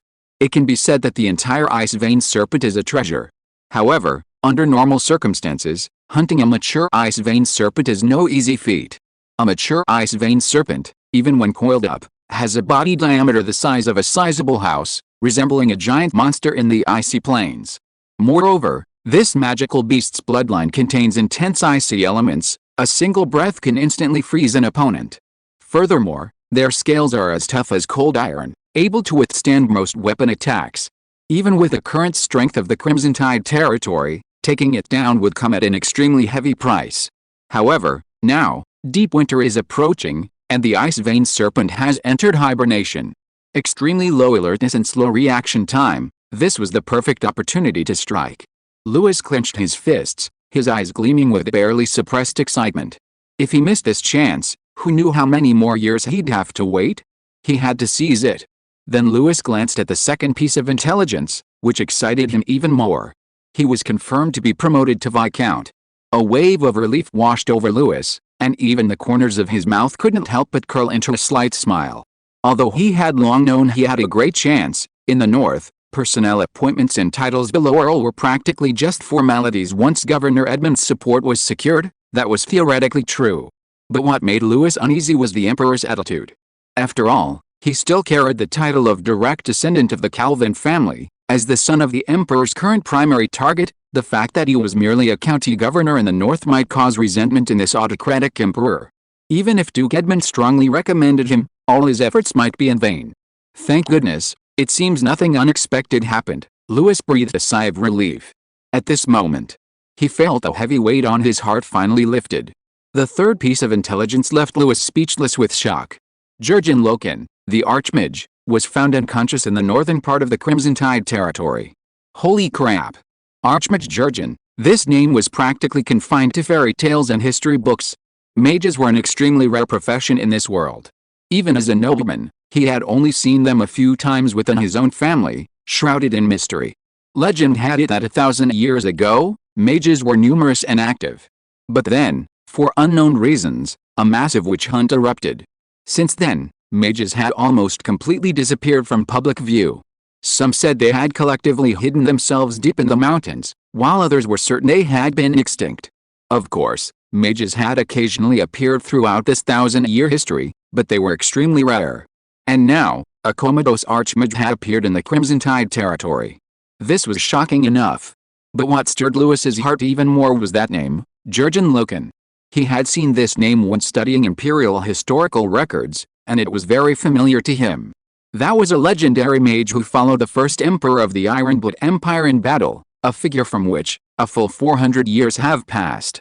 Probably just a coincidence of names, Louis murmured to himself, trying to reassure himself. But if it was the person in the history books, it would be a storm capable of changing the entire northern territory, even the entire empire. Regardless of the truth, since this matter had already occurred on the land of the Crimson Tide territory, he couldn't stand idly by. Since I'm already entangled in this karma, I might as well face it proactively, Louis murmured, gently closing the semi-transparent intelligence panel. Lambert. Assemble the knights and hunter squads, prepare to depart for the last hunt of the year, Louis didn't explain further. Lambert and the knights were used to it.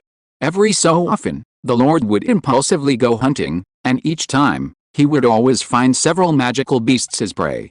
So the main force quickly assembled and set off in a grand procession. Sunlight streamed through the gaps in the gray clouds, and war horses galloped through the snow. Along the way, they hunted quite a bit of game, wild deer, snow foxes, and even a few low-level magical beasts like wild boars. The atmosphere was good. The knights hunted and speculated about the day's spoils, their laughter echoing in the wind. They knew that, according to the Lord's custom, most of the hunted magical beast meat would be shared among them. But Louis's true target was clearly not the meat of these low-level magical beasts. His gaze remained fixed ahead, piercing through the swirling snow, fixed on the direction of the northern rocky valley. There lay his true objective. Suddenly, the rapid sound of hooves interrupted the group's progress. Make way! Make way! A hunter came running back from the front of the group, panting heavily, his face flushed and steam rising from his forehead. He practically stumbled and crawled to Louis, one hand on his knee, gasping for breath. He spoke rapidly, cough, cough. Lord. A huge snake has been spotted at the edge of the rocky valley ahead. A huge snake. The knights were slightly taken aback, exchanging glances. Louis sat bolt upright on his horse, thinking they had finally arrived, and asked directly, how big? The hunter, still catching his breath, stammered and gestured a circle with his hands, curled up, bigger than a house. We didn't dare go near it, so we rushed back. Take me there. He flicked his cloak and was already at the forefront. The knights immediately followed. Chapter 115 Ice-Veined Serpent. Deep in the valley, only the whisper of the wind could be heard. The canyon lay ahead, yet the ground was abruptly sunken, like a massive wound, exuding an oppressive aura. It was as if a colossal creature had once passed through, leaving deep indentations in the earth. Louis raised his hand, signaling everyone to stop. Don't make a sound. Everyone immediately slowed their pace, remaining silent as they cautiously approached the canyon. Hidden beneath the ice and snow at the valley floor, the enormous silhouette was faintly visible, its serpentine body coiled like a hill. It was a colossal ice serpent, slumbering. A thin layer of frost clung to its scales, reflecting an eerie glow that sent chills down one's spine. Its body, as thick as a house and tens of meters long, coiled among the ice and rocks, was a true behemoth. Its head rested on a boulder ahead, deep blue light faintly visible through its closed eyes, its fangs half exposed, radiating a chilling aura. Its breathing was extremely slow, each exhale bringing forth a layer of frost. Even in its hibernation, it exuded a suffocating sense of oppression. The moment they saw this colossal creature, all the knights almost held their breath. Some stared wide-eyed, their spears trembling slightly, others instinctively took a step back, their faces pale. Even Lambert swallowed hard, his Adam's apple bobbing noticeably. But Lewis, looking at the massive figure, remained unusually calm. After all, he had mentally prepared himself beforehand. Seeing that everyone seemed uneasy, he quietly ordered, "Everyone, retreat to the edge of the valley." With a wave of his hand, the group immediately and quietly withdrew from the valley, as if a great weight had been lifted from their shoulders. Only when they returned to the valley entrance, far from the slumbering beast, did the oppressive silence finally break. "That's the ice-veined serpent, isn't it? I've seen a picture of it in the monster encyclopedia, but it's less than a third the size of its real form. There really is such a monster. My God, if that thing were awake, we wouldn't even be able to scrape its skin off." The crowd whispered amongst themselves, their fear growing, yet tinged with a hidden excitement. At that moment, Lewis raised his hand and gently pressed down. Quiet. The crowd immediately fell silent. He narrowed his eyes, looking towards the valley. "This is an opportunity that almost never comes again. You've seen the ice-veined serpent slumbering. We don't need to risk our lives dealing with its raging fury. One fatal blow, and we can win this great hunt." He paused for a moment, a confident smile playing on his lips. "And if we kill it, everyone will have a hot snake soup tonight." Hearing the word snake soup, the tense atmosphere instantly relaxed. The knights exchanged glances, their lips curling into uncontrollable smiles. They didn't shout, afraid of waking the snake in the distance, but their excitement practically shone in their eyes. "This isn't an ordinary magical beast," a young knight whispered, his voice brimming with barely suppressed elation. "It's said to nourish bloodlines and enhance cultivation. If we could drink a bowl of snake bone soup, I bet we could advance even further," an older knight exclaimed excitedly. Seeing the crowd growing increasingly agitated, someone immediately raised a finger. "Don't make a sound. Do you want it to wake up?" The crowd quieted down again. But a glint had already been ignited in their eyes. It wasn't just a simple craving for prey, but an instinctive yearning to transcend their own limitations. After all, even in the Northern Territory, the ice-veined serpent was among the top magical beasts. Its scales, blood, bones, gall, flesh, every part was priceless. Snake meat, almost every piece, was a highly nourishing and strengthening tonic. And now their lord, Lewis, said he would share the snake meat with them. How could they not be excited? And no one was surprised or questioning the lord's generosity. After all, this was Lord Lewis, a lord of his word who never disappointed his followers. Despite the lack of supplies from the north, they were well fed and watered every day, and occasionally even had monster meat to improve their meals. This was something they had never dared to dream of before they came. It seemed that as long as they followed Lewis, there would always be benefits. For this reason, not to mention the ice serpent, even the frost dragon would be attacked with 6 blows per second. Loyalty. Just as everyone was excited but dared not utter a sound, Lewis gently waved his hand, summoning Lambert and several elite knights. They quietly retreated to one side of the valley entrance, forming a small circle to talk in secret. "We only have one chance," Lewis whispered. "The target is the junction of the giant snake's neck and brain. Beneath the thin scales there lies the snake's neural hub." As he spoke, he drew his dagger, traced the outline of the snake's head on the snow, and tapped the back of its neck. "This is a point where a single strike is crucial, and it must be a single strike to kill it, otherwise, if it wakes up, it will be troublesome." Lambert nodded calmly. "I understand. I will take 12 of my most reliable brothers, approach quietly, and then cleanly and efficiently eliminate it." "Very good." Lewis looked at him. "The rest of the knights will be deployed separately. If we fail, we will immediately suppress it from a distance to prevent it from escaping or counterattacking." With that, he opened the black box he carried. Inside, 12 short-handled javelins were neatly arranged. The javelins were made of dark gray magical beast bone, and the spearheads were inlaid with magic crystals containing magical marrow. These are armor-piercing blazing spears, although they are far less powerful than ice and fire dual heaven. Once they hit, the magical marrow inside the magic crystal will also explode, creating a high-temperature, high-pressure impact that is enough to break through its neck scales. Lewis's tone was calm, and his gaze was firm. "As long as you pierce that spot, it won't last more than a few seconds." Several elite knights silently took the weapons, and none of them flinched. "Retreat immediately after the strike. Even if we fail, we must prioritize saving our lives, Lewis added finally. These words caused a slight tremor in all the knights' expressions, which quickly turned to gratitude. Good luck, Lewis concluded. The knights immediately bowed, their silence punctuated by solemnity, expressing their respect for their young lord. Their eyes gleamed with barely suppressed anticipation. The opportunity to personally hunt the ice serpent might only come once in a lifetime. The group then quietly dispersed. Lambert led 13 elite knights, sliding down the icy cliffs like ghosts into the valley. The remaining knights quickly formed a defensive perimeter, holding their breath and awaiting orders. Deep within the valley, the slumbering serpent continued its slow breaths, frost spreading silently from its nostrils, completely unaware of the hunter's approach. Lambert led 12 elite knights, trudging through the snow. Every step was extremely cautious, and they were completely focused. After all, a single, decisive strike was all they had. If you are listening to this novel on a channel other than Fanfic World, it means it was downloaded and re-uploaded without effort. We warmly invite you to visit our channel, Fanfic World. There you will find the original version of this story and many other novels of various genres. We look forward to seeing you dive into a world of incredible novels. Chapter 116 Slaying the Snake. Lambert led 12 elite knights, trudging through the snow. Every step was taken with extreme caution, leaving no sound. As they drew closer to the ice serpent's lair, a suffocating sense of oppression filled the air. The serpent's breathing, like deep thunder, echoed rhythmically through the valley. Each breath carried a chilling aura, lowering the surrounding temperature. Its massive body writhed slightly, as if sensing the approaching threat even in its slumber, sending shivers down their spines. Suddenly, a faint sound of breaking ice shattered the valley's silence. A young knight had stepped onto a thin layer of ice. The sound was almost imperceptible under normal circumstances. But in the stillness, it pierced the air like an alarm bell. SHH, Lambert immediately turned, his eyes cold. The knights held their breath, frozen in place.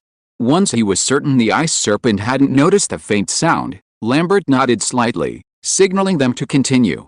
The group moved slowly again, this time even more cautiously, each movement as light and silent as a ghost. The 13 figures melted into the snow like shadows, approaching the enormous ice serpent.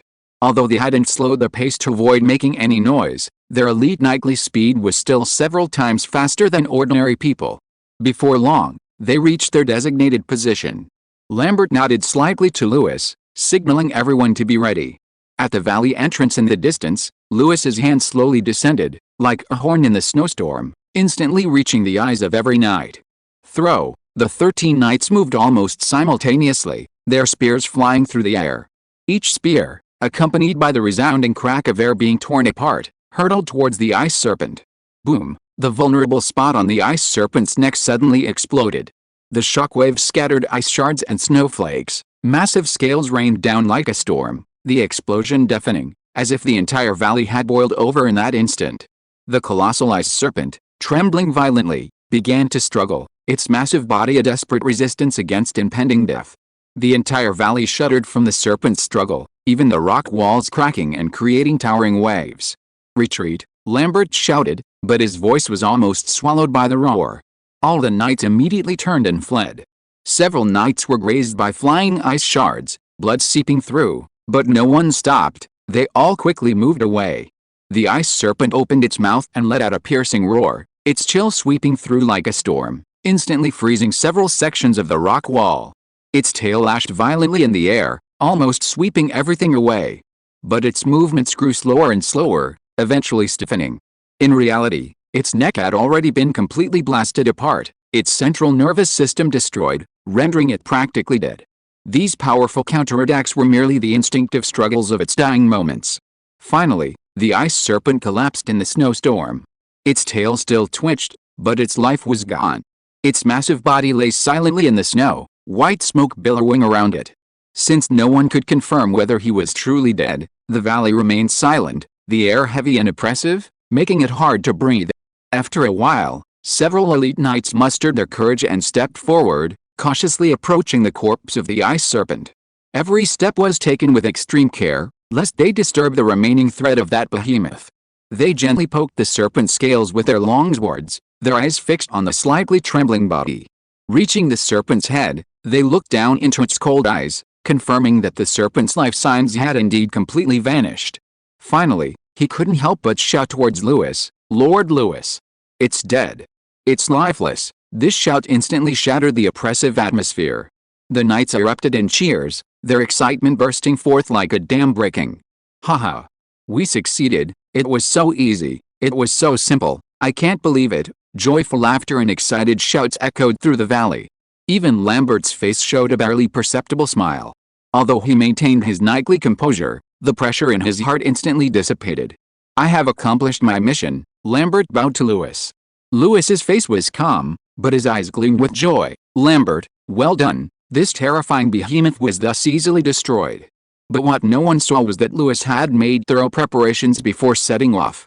The armor-piercing flame spears, the weaknesses of the ice serpent, and even the surrounding terrain were all things he had investigated or arranged beforehand. Of course, he knew that even with thorough preparation, one could not be careless when facing such a powerful magical beast. That was why he had brought so many knights, just in case.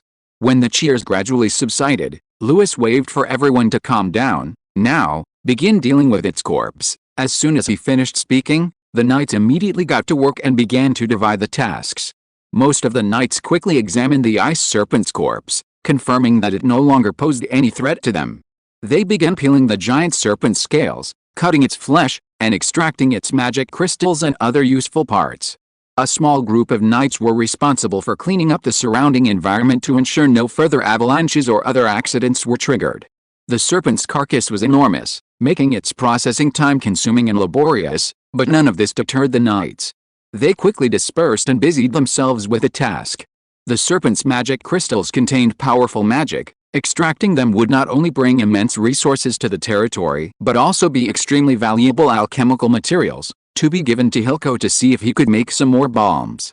The serpent's scales, flesh, and other parts also possessed high medicinal, edible, and equipment value.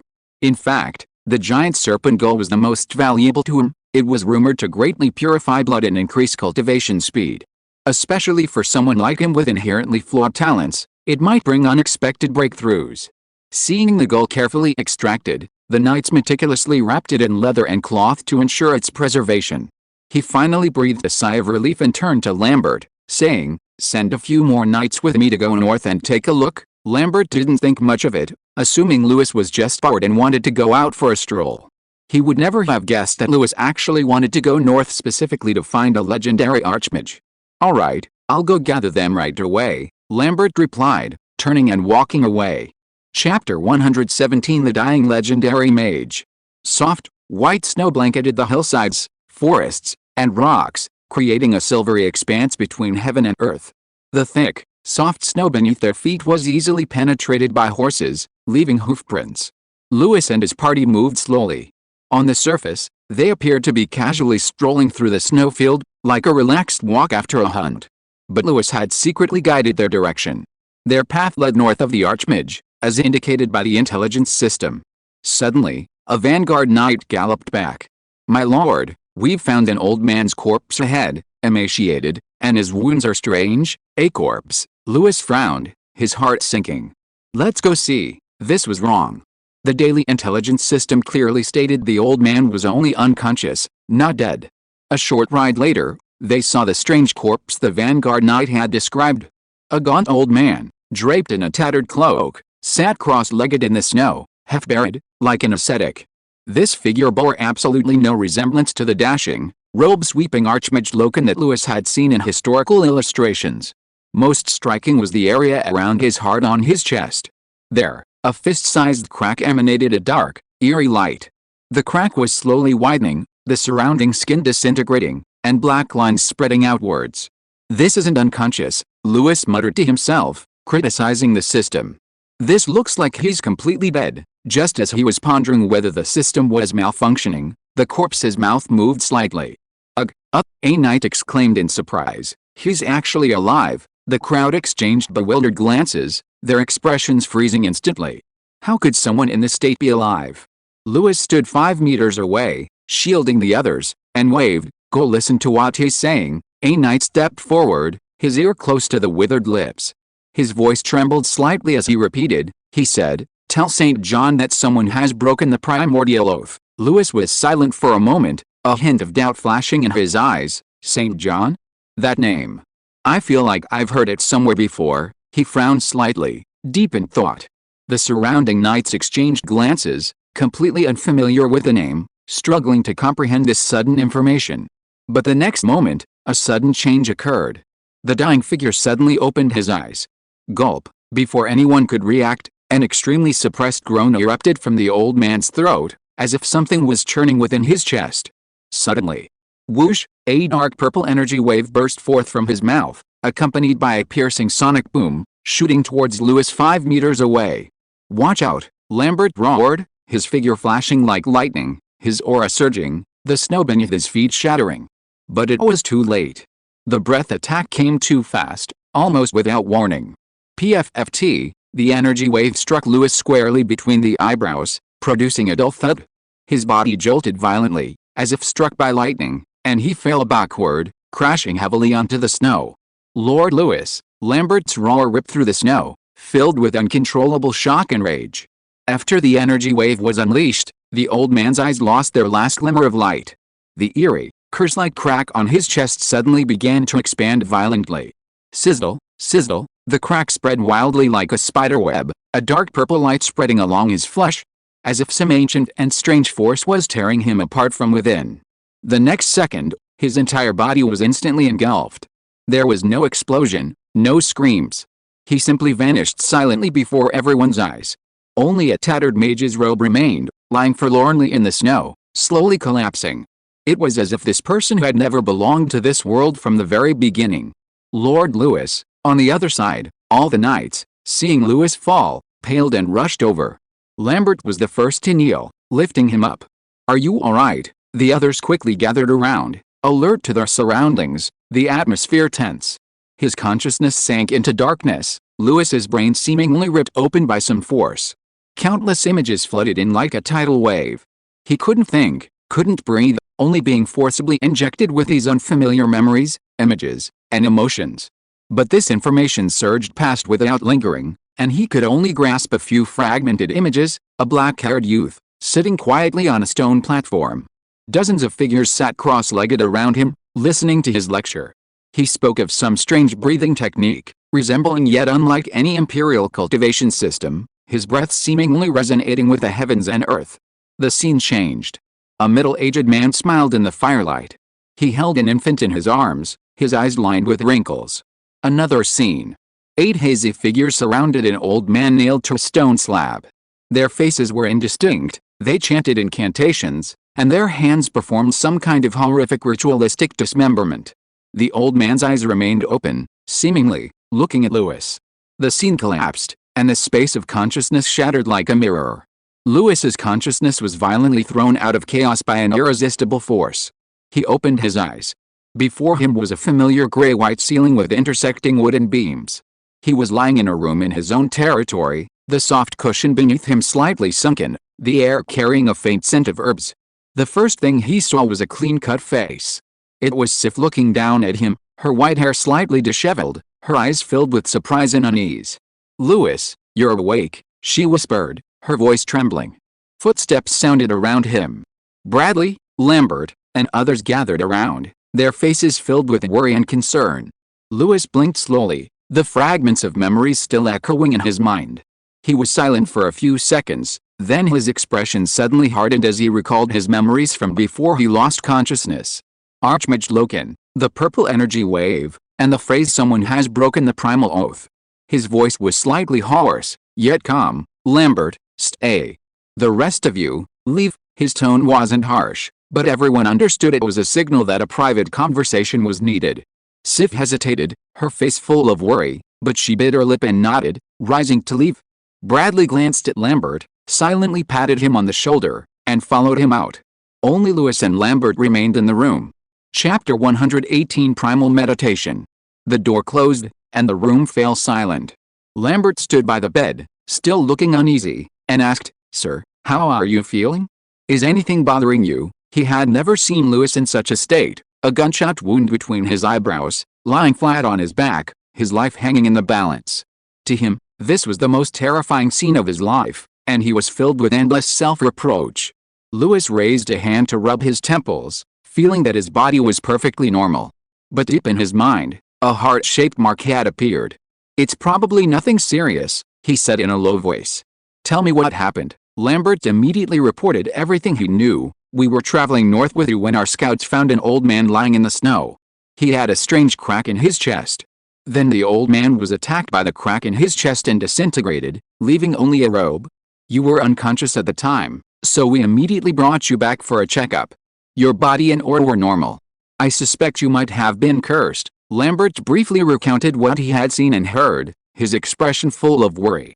Lewis listened and nodded slightly. "The first half is pretty much what I remember, but it raised more questions in his mind. That mage, if he was really the legendary Jurgen Loken, why had he lived so long? Why was he in the snowfields of Crimson Tide territory? And why did he die so mysteriously? And what exactly was that wave of light that entered his mind? The scenes he saw while unconscious, were these memories? Or some kind of information?" One question after another popped up, pricking his head like needles. Lewis frowned, rubbing his temples. "Never mind, one thing at a time," he shook his head, trying to suppress the distracting thoughts.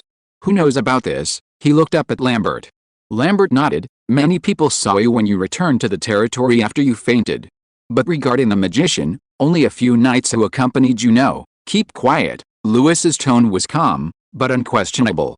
"Yes," Lambert immediately replied. "I will handle it." Lewis then asked, "By the way, how long was I unconscious?" Not really long, about a day." "I see," Lewis responded softly, nodding thoughtfully. The atmosphere was quiet for a moment. Lewis continued, "You've had a hard time, go out now, I want to be alone." Lambert nodded, bowed, and withdrew. The room returned to silence. Lewis leaned back on the edge of the bed, his eyes slightly somber. The questions in his mind hadn't diminished, in fact, they had grown heavier. "Hopefully, this can give me some answers." He slowly raised his hand and waved it gently in the air. A semi-transparent interface appeared before his eyes, rippling like water, and the text began to jump and arrange rapidly. There were only 2 pieces of information today. 1. In 7 days, Snowpeak County will fully enter the extreme cold period, accompanied by blizzards. 2. Archmage Jurgen Loken has passed on the primal heart and the primal meditation technique to Lewis Calvin, and was subsequently devoured by void worms. Lewis didn't even frown when he saw the first one. He had already made all the arrangements, and all the cold weather protection measures were in place. Bradley could just carry out the plan. He didn't need to worry about it anymore. His gaze fell directly on the second one. This was the part he was most concerned about now. This short system announcement threw out 3 completely unfamiliar terms: primal heart, primal meditation technique, and void worm. Among them, primal heart was probably the heart-shaped imprint in his mind. But what exactly is the purpose of this thing? Is it a seed of power? A seal? Or some kind of vessel for inheritance? Or a curse? He knew nothing. "Can't this useless system just stop being a riddle maker?" Lewis muttered under his breath. "Would it kill you to explain? If you had explained earlier, would I have run over there and let that old man spit on me until I was knocked unconscious?" But no matter how much he complained, the system remained indifferent and silent, offering no further explanation. He gritted his teeth, suppressing the urge to continue cursing the system, and instead focused his attention on the phrase primordial meditation technique. These words vaguely reminded him of a fragment from a dream. Among those chaotic and elusive memories, only that scene was exceptionally clear. On a mountaintop, a black-haired youth sat cross-legged amidst the wind and snow, surrounded by dozens of listeners, all also sitting cross-legged. His tone was steady as he described the cultivation method combining breathing rhythm and conscious regulation. "So, that's the primordial meditation technique," Lewis murmured softly. He forced himself to calm down, recalling the youth's words, rhythm, and movements. Then he tried to do it. To his utter surprise, he succeeded on his very first attempt. An indescribable sense of tranquility quietly rose within him. His thoughts seemed to sink into a layer of transparent water, the sounds of the outside world gradually fading away, the heartbeat, the breath, the sound of snow falling on branches all slowly fading. At the same time, the heart-shaped mark in his mind began to glow faintly. Unlike the breathing techniques of Battle Key, the primordial meditation technique was gentler, focusing on guidance rather than tempering. It was drawing water into a pool, not carving a mountain to store a spring. Although Lewis had never received any education in magic, he vaguely felt that this so-called meditation technique was essentially a key to activating magical inheritance. It was unlike the breathing techniques of battle key, which required forcibly incorporating vital energy into the body's blood vessels for compression and fusion. Battle key was about forging flesh, using flesh as weapons and bones as scabbards.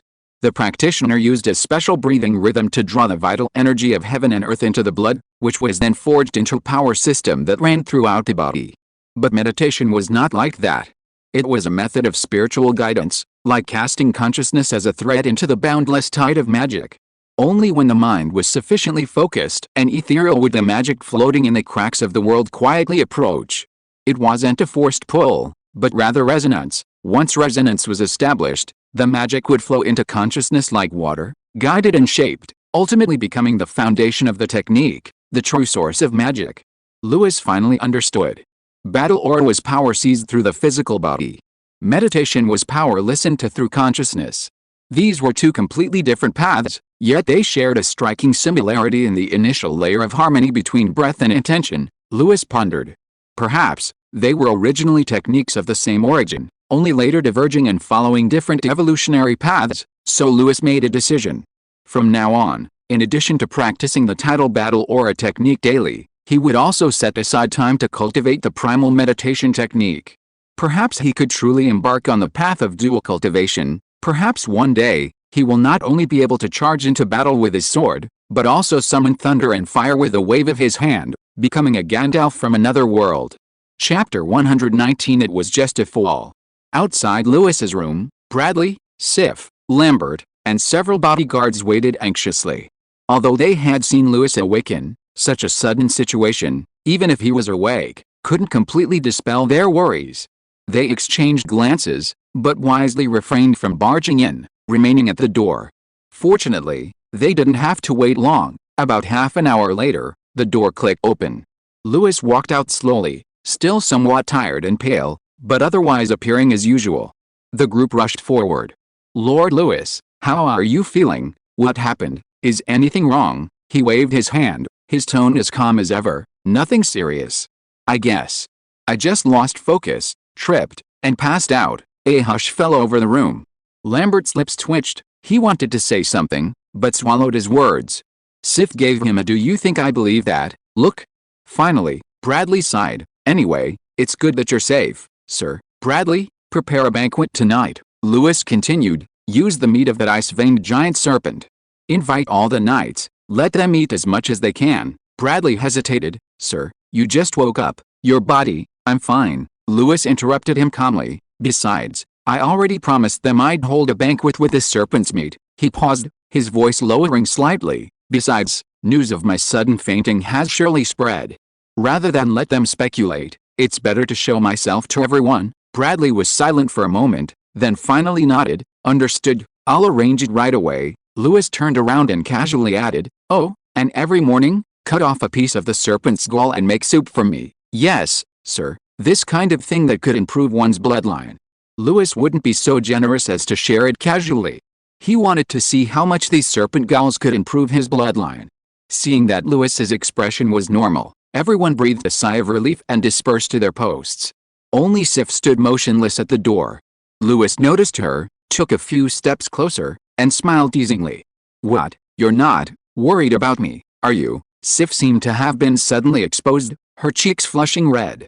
She hesitated for a moment, then finally nodded slightly. "Yes." Then, the next second, she turned and ran. "I am going to work." Lewis was left stunned for a moment, then chuckled. "Huh?" This time she didn't argue. He shook his head, watching Sif's retreating figure. "Pretty cute. How could he not have noticed?" Sif's hesitant gestures, her reactions to his stubbornness and soft heart, and the occasional glances she gave him, it was no longer just the respect a subordinate had for their lord. "Well, it's under your white-haired beauty. She's quite to my liking." Lewis stretched, a slight smile playing on his lips. As night fell, a cold night wind rattled the window panes, yet the banquet hall was brightly lit, candlelight flickering in the chandeliers, dispelling some of the gloom. The knights took their seats one by one. Thick chunks of the ice serpent's meat were stewed and smoked by the chefs into various dishes. A hot, greasy aroma filled the air, but the crowd's spirits remained low. This should have been a joyous victory celebration, but now no one had the energy for it. What exactly happened to the Lord? They say he was attacked by a magical beast. Don't say that, it's just a rumor. Whispers mingled with the clinking of glasses. Everyone forced smiles, compelling themselves to raise their glasses, but each toast carried a hint of unease. Sitting in the corner, Well kept his head down, silent. If only I had been there that day, the thought echoed repeatedly in his mind. After the training session, he learned that Lord Lewis had fainted and had been carried back by Lambert and the others. A strange sense of self-reproach welled up within Will. If he were there, could he have done something? Just as unease settled over everyone, the doors were suddenly opened by a servant. A tall, handsome young man walked slowly into the banquet hall. His black and red tuxedo was impeccably tailored, making him appear like a blade about to be drawn. Every step was steady and composed, without a trace of unease. It was none other than Louis Calvin. The Lord has arrived, is he really? All right. The crowd stirred briefly, then quieted down, rising to watch him walk to his seat. Louis stood on the platform, surveyed the crowd, and a slight smile played on his lips. Today's banquet is a little late. And indeed, I've worried everyone. He paused, then added seriously, after all, I tripped and fell, and fainted. A brief silence followed. PFFT, ha ha ha ha. A burst of laughter instantly erupted throughout the hall. Even Will, sitting sullenly in the corner, couldn't help but twitch his lips. Everyone knew it couldn't have been just a tumble. Their lord, an elite knight, fainting from a fall? What a joke. But this utterly unconvincing excuse, ironically, put everyone at ease. The oppressive atmosphere vanished, and everyone clinked glasses, finally filled with genuine laughter and merriment. With Lewis's appearance and speech, the atmosphere in the hall finally relaxed completely. Steam rose from the abundant snake meat on the long table, glistening with fat. Beneath the golden, crispy skin lay the rich, powerful flesh of the ice-veined giant serpent. Sliced, roasted, and stewed, seasoned with the various spices, it was mouth-watering. This is ice-veined giant serpent meat. A young knight stared at the thick slices of snake meat before him, his eyes lighting up. Stop looking, eat. And then quickly circulate your energy. You'll regret wasting this opportunity for the rest of your life. The old knight beside him had already swallowed the meat in a few bites, sat cross-legged on the ground, and began to regulate his breathing and circulate his battle ki. With the rhythm of the blood and ki within everyone's bodies, the essence of the monster meat was rapidly transformed into battle ki, flowing into their limbs and bones. In the hall, a tall young knight suddenly trembled, and then a faint red halo appeared on his body. He broke through. Hey! Another one. Cheers rose and fell. Tonight, at least 3 young knights successfully broke through their bottlenecks during this victory banquet. And so, the victory banquet came to a close amidst the aroma of wine, hot meat, and the joy of breakthroughs. Chapter 120. Sif takes the initiative. Night fell, in the east wing room on the 3rd floor of Red Tide Fortress. The warm underfloor heating kept out the chill. But Sif curled up even tighter on the bed. Wrapped in a thick blanket, she looked up at the ceiling, her cheeks slightly flushed, her deep blue eyes sparkling with a hint of bewilderment. Who would like a southern barbarian, she thought to herself, gritting her teeth. Despicable, shameless, always smiling like a cunning fox, but no matter how much she told herself, that person's image wouldn't leave her mind. His unhurried gentleness when he spoke softly to someone. The cautious yet confident way he tamed cold front, and that time. He looked up at her and smiled, the sly curve at a corner of his eye making her heart skip a beat. Damn it, Sif sat up abruptly, slamming the pillow to the floor, her short, silvery hair falling macily down her face. Damn Louis, she muttered, her voice trembling slightly. The scene of Louis collapsing that day, the feeling of standing helplessly outside the door, still pierced her nerves time and again. Sif's hand unconsciously reached for her chest, her fingertips lightly touching the cold silver pendant. It was the only keepsake her mother had left her. Memories flooded back like a tide. That distant night, the firelight illuminating her mother's face, she sat in the leather chair, recounting her and her father's youthful days with a teasing tone. If a woman of the cold moon is moved, she goes after the hunt, like a dire-wolf, biting and never letting go. You think your father could catch me? Ha! I kissed him first, and he jumped up like a deer, his face turning red. Young Sif had only found it amusing then, laughing so hard she couldn't stand up straight. But now, she suddenly understood the meaning behind her mother's words. She lowered her head, gazing at the silver pendant on her finger, and murmured to herself, "So this is falling in love." Her cheeks flushed instantly, as red as an apple roasted by a fire. She cried out, burying her face in the covers, burying her head under the covers. No, no way, he's not my type. She clearly preferred a cool, silent man who was only gentle to her. But Louis, that guy, was glib, pretentious, and sometimes childish, yet he was also sensitive, understanding, humorous, frank, calm, and reliable, making her irresistibly dependable. I just saw his potential, she defended herself, huddled under the covers. I just need a reliable helper on my path to revenge, but even she could hear how ridiculous her excuse was. A few seconds later, the room fell silent. He remained hidden under the covers, motionless. Suddenly, Sif flung the covers off, her movements as swift as a cheetah. She jumped out of bed, her bare feet on the warm wooden floor, and walked without hesitation to the wardrobe. I can't lie to myself anymore. She stood in front of the mirror, looking up at herself carefully. Her short, silver-white hair was slightly disheveled, her pale skin accentuated her features, and her deep blue eyes were cold and clear. The close-fitting fabric of her clothes outlined her exquisite curves. She knew she was a beauty among beauties in the north. Finally, she slowly exhaled, as if making a decision, then turned and walked towards the door, her steps decisive and firm. Like a hunter stepping out of the snow, catching up with his prey. Before leaving, she stubbornly muttered, I just need to confirm. Confirm whether he really has the guts. The night was deep. Louis took off his heavy formal attire, changed into loose loungewear, and casually sat cross-legged on the bed. In front of him was a dim oil lamp, its warm yellow light casting a dim glow in the room, like a quiet dream. He lowered his eyes, his breathing long and steady, focusing on the flow of energy within him, trying to capture that faint, almost imperceptible surge of magic. Just as he was getting into the swing of things, a soft knock came at the door. Knock, knock, a servant's slightly deep voice followed. My lord, Miss Sif requests an audience. Louis opened his eyes, a hint of surprise flashing in them. So late, he hesitated for a moment, then spoke. Let her in. The door opened. A night breeze slipped in, carrying the chill unique to northern nights.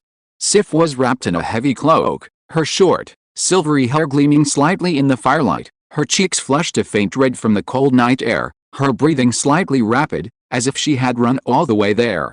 My lord, she stood in the doorway, her voice low. The room fell silent for a moment. Only the oil lamp flickered softly, casting two restless shadows. What's wrong, calling me so late? Louis spoke first, his voice steady and gentle. Sif pursed her lips, giving him a complicated look before quickly lowering her head, her hands gripping the hem of her cloak tightly beneath it. Is something wrong? Louis asked again. Sif mustered her courage and said, You think I only come to you on official business? Louis was taken aback, confused, his Adam's apple bobbing involuntarily. The room was eerily quiet, save for the soft flickering of the oil lamp. Sif took a deep breath, a complex light flashing in her eyes. Whoosh, she suddenly unfastened her cloak, the thick garment sliding to the floor with a thud. Louis's pupils constricted sharply. Sif was only wearing a close-fitting undergarment, her slender figure exposed in the warm light of the lamp. The pale skin characteristic of the Cold Moon Tribe's girls shimmered delicately in the dim light, possessing both a wild beauty and a clear, shy allure. Her breathing seemed more rapid than before, her cheeks flushed crimson. I like you, she exclaimed, then abruptly turned her head away, clutching her cloak tightly, almost unable to breathe. You mustn't misunderstand. It's not because you're so great, it's just that Louis paused for a few seconds, looking at the aloof little wolf before him. Usually calm and composed, she now possessed a stubbornness bordering on despair, as if she had used up all her strength.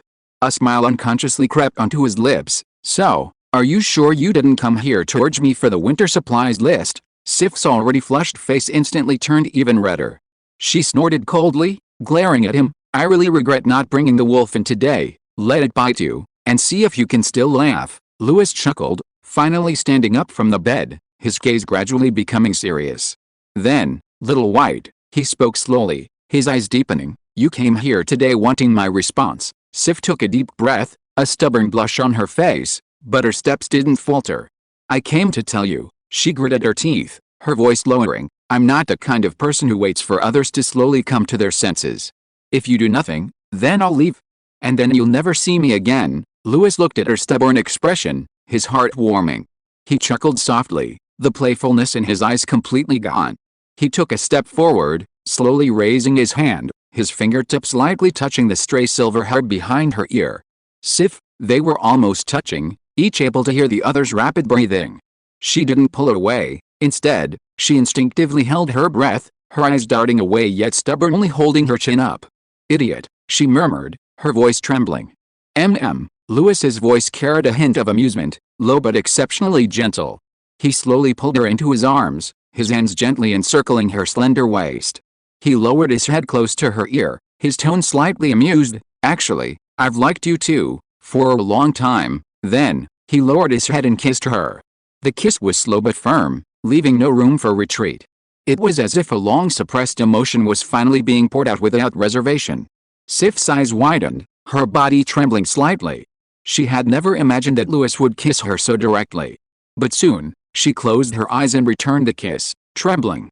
Her movements were somewhat awkward, like a young wolf on its first hunt, clumsy yet passionate. Her mind went almost blank, her heart pounding wildly. Was this what it felt like to like someone? Her fingers gripped Lewis's clothes tightly, as if he would disappear if she didn't hold on. Their foreheads touched, their breaths mingling.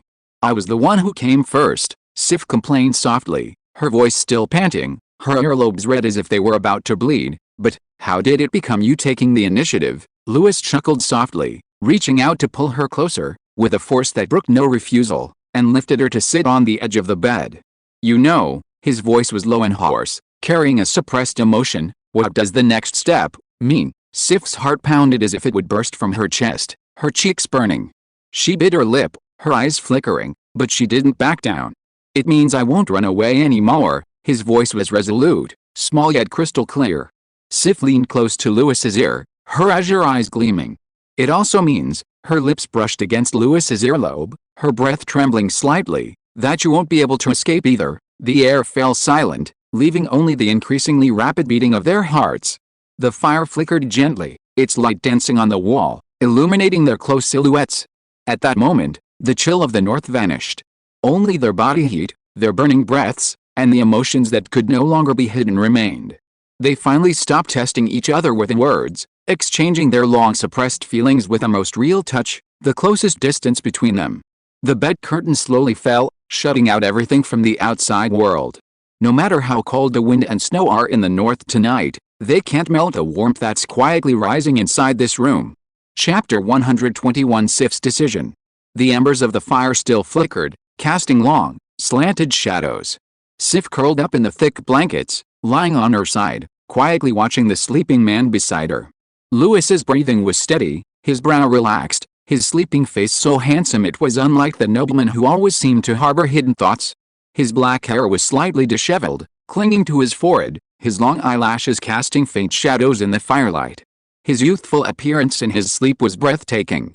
Sif gazed at him, somewhat mesmerized, a slight smile playing on her lips, her eyes filled with an indescribable contentment and tenderness. She gently touched the tip of his nose with her finger, then quickly withdrew it, like a child caught doing something wrong. But the smile didn't last long, her eyes gradually darkened. The shadow of her past resurfaced in her mind, like a heavy storm pressing down on her heart on a snowy night. The bloodline of Hanyu, the tragic deaths of her people, her brother's sacrifice, nothing had changed. She was still the lone wolf of the north, burdened with vengeance. You are still too weak. She looked at Lewis, whispering to herself, should I tell you? Sif's fingertips brushed his sleeping face, the movement as light as a feather. Tell you I am the last princess of the Frost Moon tribe, someone who survived with blood debts and hatred. She hesitated for a long time, her heart struggling. But in the end, she only sighed softly. Let's wait until you are stronger, she whispered, her eyes regaining their light. I believe that one day, you will be strong enough to bear my true name and destiny. She gently kissed his forehead, as if sealing a secret.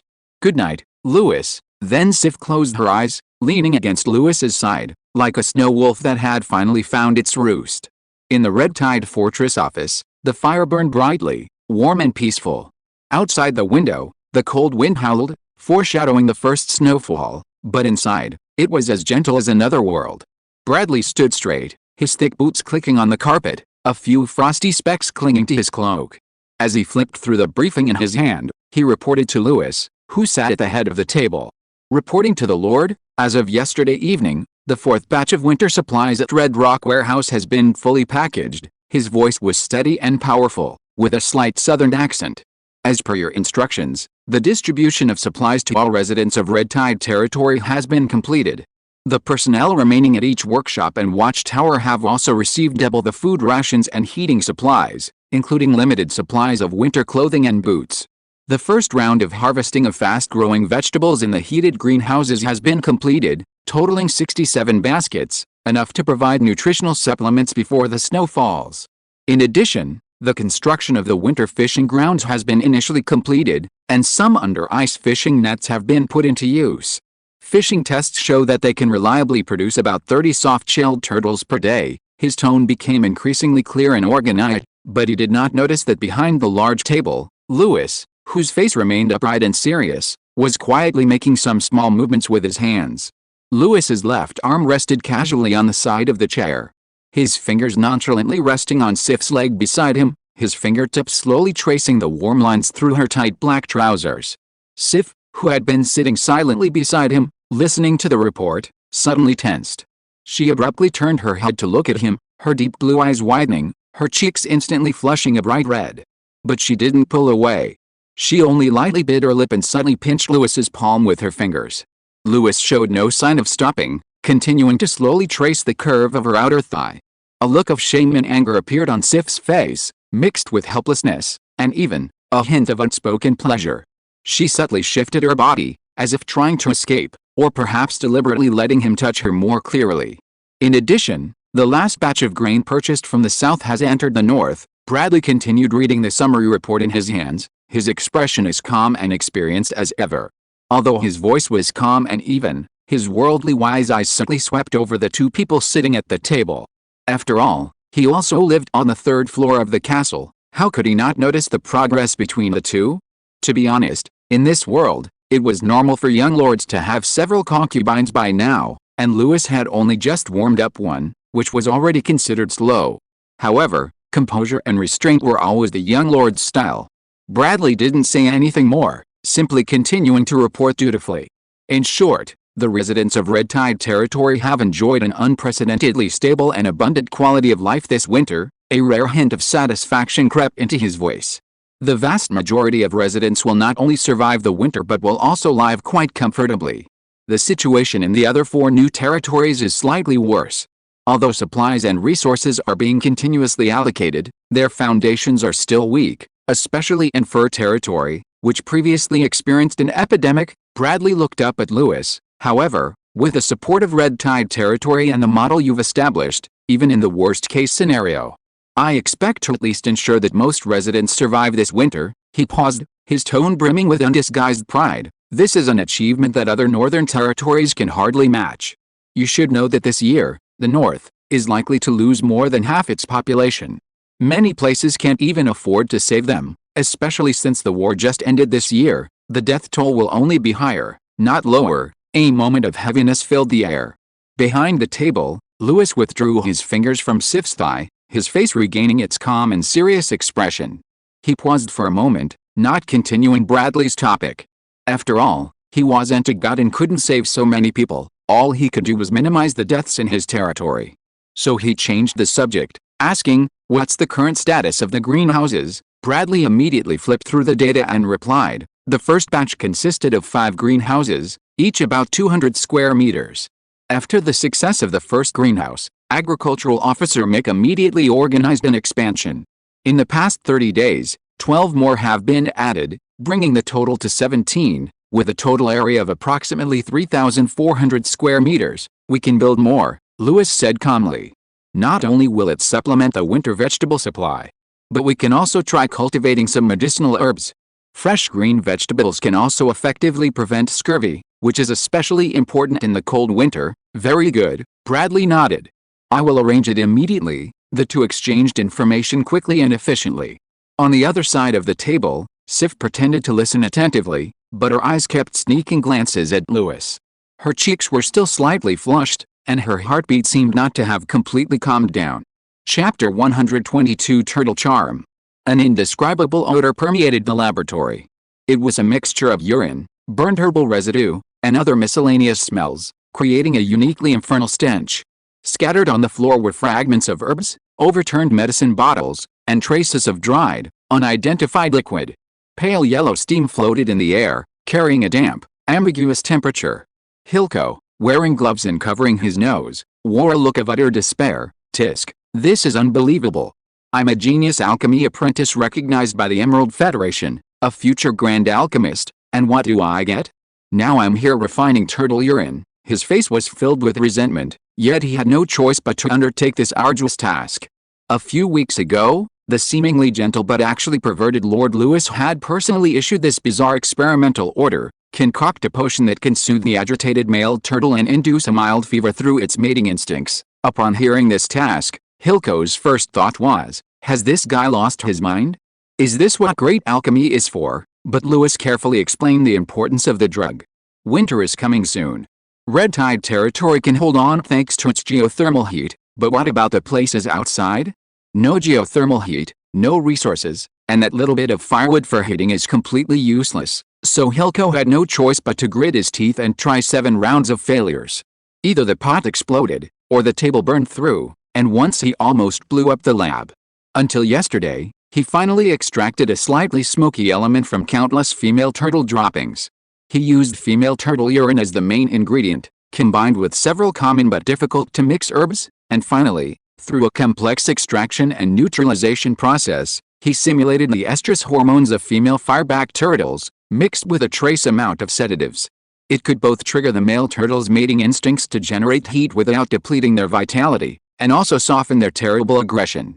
He gave this stuff a name with an off-the-charts level of shame: turtle charm incense. I must say, this method, though a bit underhanded, should be, well, reliable, Hilko summarized, glancing down at his stained robe, and sighed. I should never have stolen that damn formula. He removed his gloves, opened the laboratory window, and a blast of cold air finally diluted some of the nauseating odor. Outside the experimental field, the wind howled, but the crowd was enthusiastic, the atmosphere unusually lively. It's finally starting. Hilko rubbed his reddened hands, feeling unexpectedly nervous. His gaze fell on the center of the field, where a massive fire-backed male tortoise stood, the subject of this experiment. Steam faintly rose from its shell, its thick limbs digging restlessly in the ground. On the other side, Lewis stood focused, hands behind his back, at the front with Sif beside him. The experiment officially began, several assistants slowly pouring tortoise charm into the distillation apparatus. Release the first round of tortoise charm, an assistant shouted, immediately stepping back. Soon, a faint yellow smoke slowly diffused across the open space, enveloping the enormous fireback tortoise.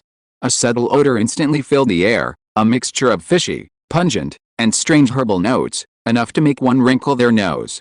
Tisk, this smell, it makes me nauseous every time I smell it, Hilko said, wrinkling her nose as she stared intently at the male fireback tortoise. At first, the tortoise merely raised its head slightly, seemingly puzzled. But less than half a minute later, it suddenly became excited, stomping heavily on the ground and slowly approaching the placed female dummy tortoise. It's here, Lewis said expectantly. The fireback tortoise began circling the dummy tortoise, exhaling hot breath from its nostrils, its movements becoming increasingly agitated. Finally, it leaped onto it and began to rub against it intensely, emitting strange low growls.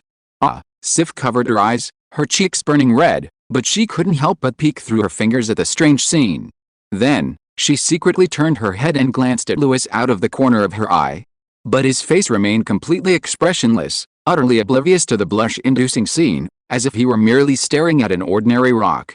Soon, the fireback tortoise's shell began to glow a deep red, like a piece of iron being heated, faintly emitting heat. It's starting. Lewis raised an eyebrow and took a step back. Sif instinctively followed suit, her eyes fixed on the large tortoise that was working. The fireback tortoise grew hotter and hotter, its shell gleaming with a dark red light. The surrounding air distorted, steam billowing out, and the entire experimental area heated up. "Getting too close will burn you," Lewis whispered calmly.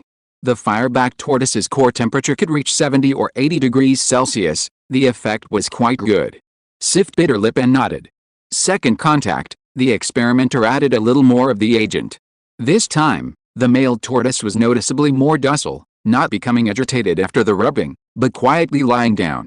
"This agent works faster than expected," Hilko couldn't help but grin, his eyes shining.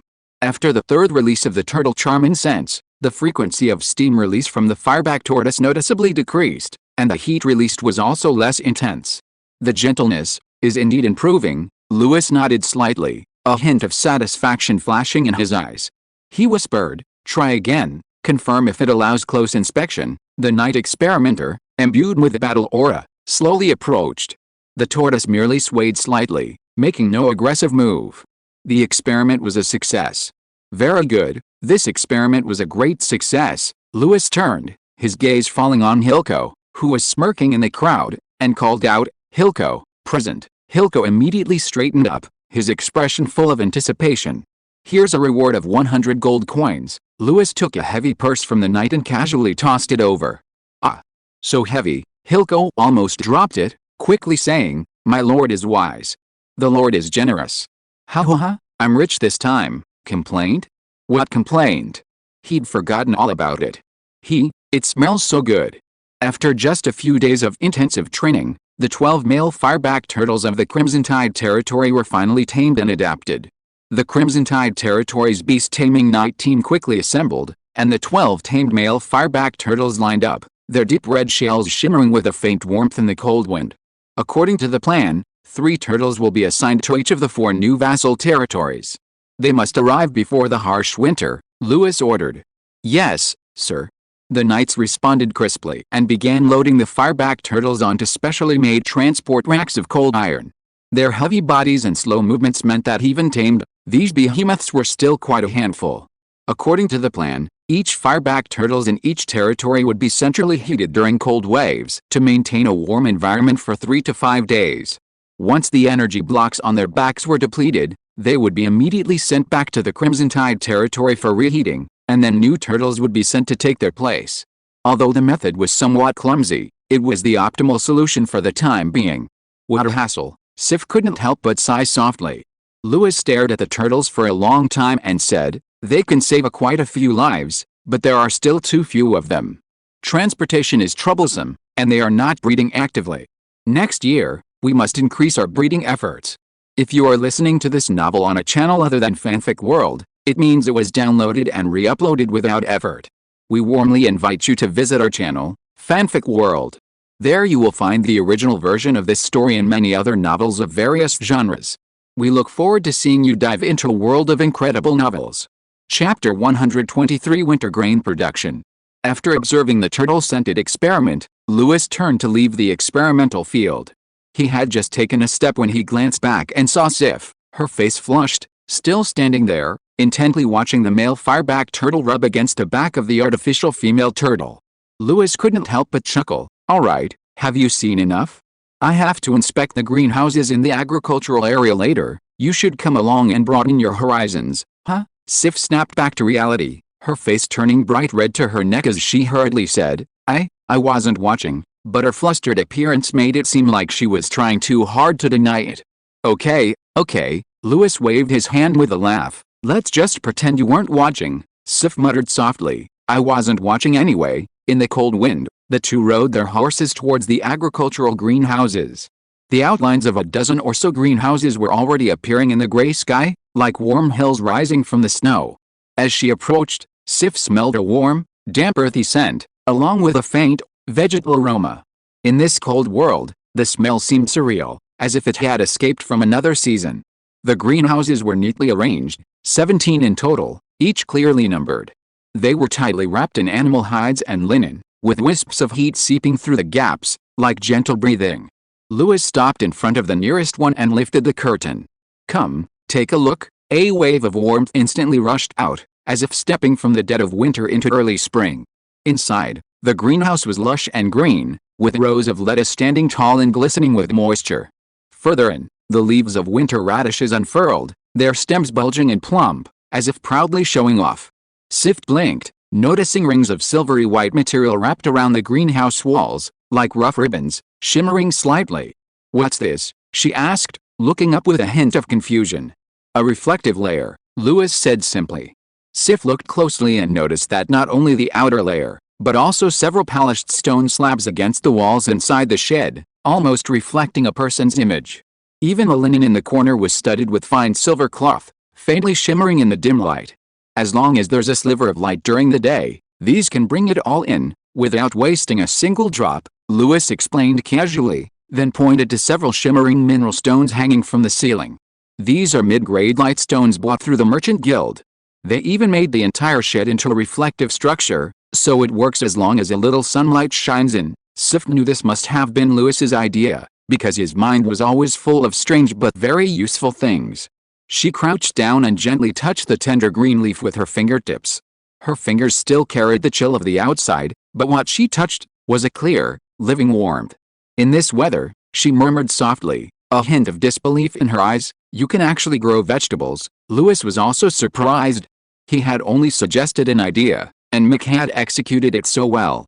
He truly was an agricultural genius recognized by the system. At that moment, Mick emerged from another greenhouse. He was covered in wet mud, but his face beamed with an undisguised smile, radiating warmth like the only sunshine in this cold weather. Lord, Mick hurried over, his face beaming with a simple, honest smile. His gratitude towards Lewis was overflowing. He had once been a slave, but now he had not only been freed from slavery but also appointed as the agricultural official of the Red Tide territory. He had married a native widow with 3 children and lived a stable life. And now his wife was pregnant again. Lewis glanced at him and teased with a smile, "Well done, Mick. You're living the good life, aren't you? It hasn't been long, and you've already added a new member to the family." Mick's ears turned red instantly. He quickly lowered his head, scratching his head and grinning sheepishly, unsure of what to say. Seeing this, Lewis waved his hand. "All right, you should still tell her about the situation here, so she can learn something." "Yes, Lord." Mick then stopped smiling, straightened his back, and stammered as he reported, Now, a total of 17 greenhouses have been built, covering an area of 3,400 square meters. The lettuce rotation has been completed once, with a harvest of more than 50 baskets. Winter radishes have also been sown, and it is expected that in a little over a month, the first batch will be harvested." Although Mick still stammered, he explained every detail clearly. Lewis listened as he walked deeper into the greenhouse. The ground was soft, and a few drops of water occasionally dripped from above. The greenhouse was filled with a damp smell of earth and grass. He squatted down, picked a lettuce leaf, and gently rubbed it between his fingertips.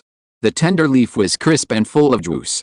He then reached out and parted a radish seedling, revealing a shallowly swollen, wide and firm root. "Well done, Mick. Excellent execution." Lewis stood up, dusted his hands off, turned to Mick, and nodded with a smile. "Next, explore some more herbs and cold-resistant grains, so that our people can have fresh vegetables even in the dead of winter." His gaze swept over the rows of greenhouses, and he added, "Build more, expand the scale." Mick nodded quickly. "Yes, my lord, I will do my best." After leaving the greenhouses, Lewis and Sif rode slowly along the Red Tide River. The north wind howled, and the riverbanks were a vast expanse of white. Sif wrapped her cloak tighter, her nose red from the cold, but her eyes darted around curiously. "Is that fishing?" she whispered, pointing ahead. Following her gaze, the riverbanks were fenced off with thick hemp ropes, with a few makeshift cloth sheds standing intermittently. Fishermen, clad in heavy leather coats, busied themselves on the frozen river, the occasional clanging of ice chisels carrying a chilling sound. Winter fishing grounds," Lewis said, pulling on the reins and leading his horse closer. "Let's go see." Several fishermen were gathered around an ice hole, skillfully pulling in their nets. A flash of light, and one after another, silvery live fish were thrown onto the ice, splashing and kicking up tiny ice shards. "Lord Lewis, what brings you here in person?" Fishery Officer Luke rushed forward, a fawning smile on his face. "This is a good omen. This year, we've..." "Stop flattering me. Explain the current situation," Lewis interrupted him. Luke chuckled and rubbed his nose. "Yes, sir." He pointed to the fishing nets by the ice cave, his eyes brimming with pride. The first phase of the winter fishing grounds is complete, and the under-ice fishing net system is officially in use. Now, each cave can reliably produce about 30 fish per day. Lewis glanced at the pile of lively fish and nodded. This yield, while not particularly large, was stable, and more importantly, consistent. Not bad, he said softly, his tone revealing approval. Continue to improve the layout of the fishing points, don't slack off, and further increase efficiency. Yes, sir, Luke replied immediately upon hearing Lewis's words. Sif stood to the side, clutching her cloak tightly, her gaze following the live fish that were being pulled ashore. For some reason, a warm feeling welled up inside her. She turned her head to look at the man standing in front of her. Lewis's figure was straight and tall, his expression calm, and he spoke slowly and deliberately. Even when dealing with the most trivial livelihood projects, he remained meticulous. Sif's gaze softened subtly, and she couldn't help but murmur softly, "Truly impressive?" Lewis turned his head, his peripheral vision catching a glimpse of her deep blue eyes, bright and sparkling, yet with a hint of panic as she looked away. He paused, then gently pinched her cheek, smiling. Let's go back to the castle." Sif's ears burned instantly, and she lowered her head, softly replying, Chapter 124. A different territory. A north wind, carrying snow and dust, swept in from the distant mountains like a piercing blade, engulfing the streets and alleys of Crimson Tide territory. Even though Crimson Tide territory was located in the southern part of the north, it finally felt the chill of deep winter. Stepping outside, the exhaled breath was so thick it seemed to freeze in the air. Thin ice began to spread silently across the river. Occasionally, low growls echoed from the forest, the sounds of wild animals beginning their southward migration. The hunters of Crimson Tide territory seized this brief opportunity, reaping a considerable harvest of game. All of this indicated that the harsh winter of the north had truly arrived. However, the arrival of winter did not disrupt the order of Crimson Tide territory in the slightest. Every household stuffed a distributed cotton cloth into the cracks of their doors to prevent the cold wind from entering. A layer of straw was also laid at the doorway, soft and slippery underfoot. "Here, put this on quickly." A mother draped the new cotton-padded coat distributed by Crimson Tide territory over her child, carefully tightening the belt. Inside, the stove glowed red-hot, and hot soup bubbled and steamed. Children laughed and played around the fire. No matter how much snow fell outside, it couldn't keep out the chill of this semi-basement house. "I'm not afraid of the cold anymore," a child shouted excitedly, rushing into the snow with his friends to have a snowball fight in the white expanse. In a street corner, several elderly people, wrapped in thick clothes and blankets, sat down against the wall to rest, looking up at the street scene with deep emotion. "Originally, every year we just had to tough it out," an old hunter sighed, his eyes slightly somber, "but many people still froze to death. Unlike now, we have food and clothing, all thanks to Lord Lewis." A refugee hugged his new cotton-padded coat tightly, his eyes slightly red. "If it weren't for Lord Lewis taking me in, I'm afraid I would have frozen to death on the snowfield long ago." In the distance, slaves shoveling snow stopped and looked up at each other. "Yes," one of them whispered, "we are too, no longer afraid of being discarded like raw materials." A sense of belonging and hope shone in everyone's eyes, something never seen in previous winters. In the streets and alleys, around the dinner tables, by the fireside, everywhere in Red Tide territory, people were giving thanks to the person who brought about this change. Lord Lewis, he is our son, yes, the only winter in this snowfield where no one freezes to death. In the small square at the village entrance, the people's cheeks were red from the cold, and their breath drifted slowly in the air. They stood huddled together, watching the stage. A cloaked official stepped onto the platform, unfurled an official document, and read aloud, his voice echoing clearly in the cold wind. "Fellow citizens, please note that Red Tide territory is about to enter an extreme cold period. This will be a winter of unprecedented severity, and we must unite as one to overcome this difficult time." He raised the parchment in his hands, his tone solemn, tinged with fervor. "The great Lord Lewis, with a heart full of benevolence, cannot bear to see anyone suffer. He has decreed that whoever is in Red Tide territory, the poor, slaves, or refugees, is a citizen of Red Tide. Any difficulties must be reported immediately.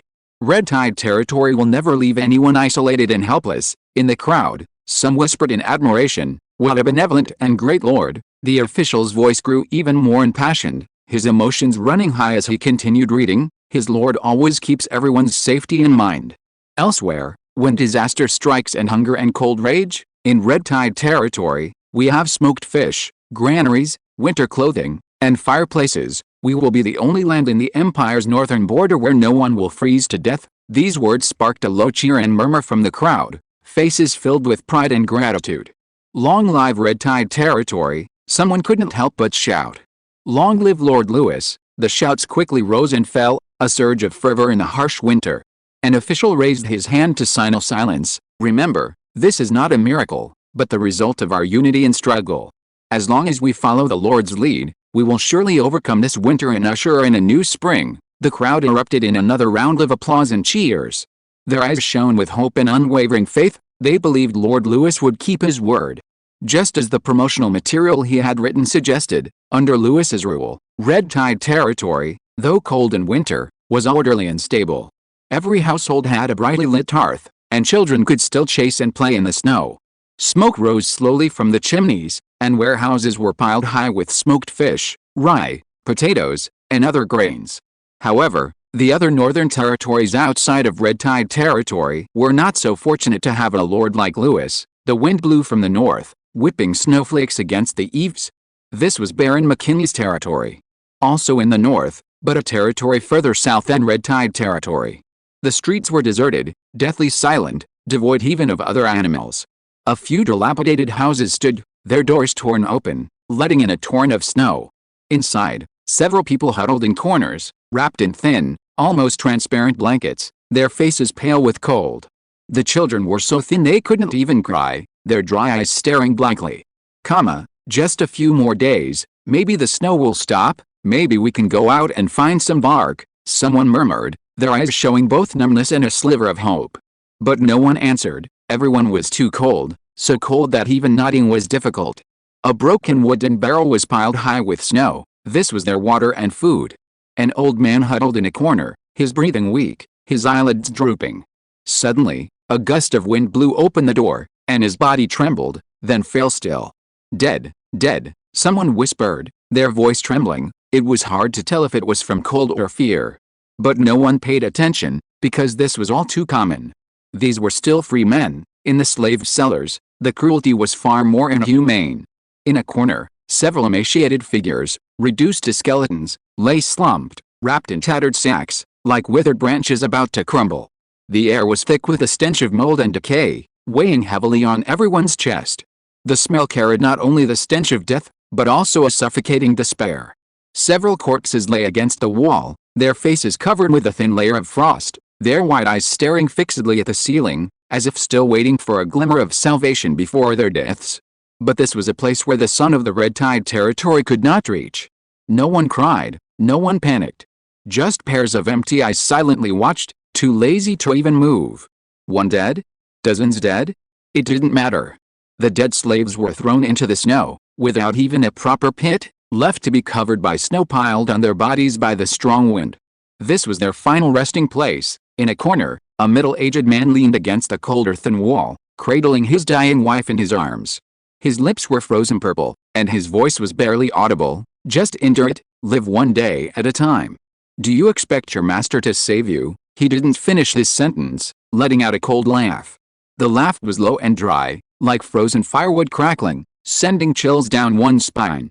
No one answered, only a gust of wind swept by, the tattered curtains fluttering violently, as if mourning the deathly silence. But then the scene shifts. In the nearby Baron McKinney's mansion, it's like another world. The hall is brightly lit, the crackling firewood in the fireplace dispelling all the chill. The long banquet table is piled high with food, whole roasted lamb, freshly suckling pig, glistening sausage skewers, and baskets of fruit haphazardly stacked. Many of the breadcrumbs had only been bitten a few times and then tossed aside, rotting and turning black. Large crumbs of bread were scattered on the ground, mixed with spilled wine, trampled underfoot. Baron McKinney, drunk, leaned back in his chair, a young maid in his arms, his breath reeking of alcohol.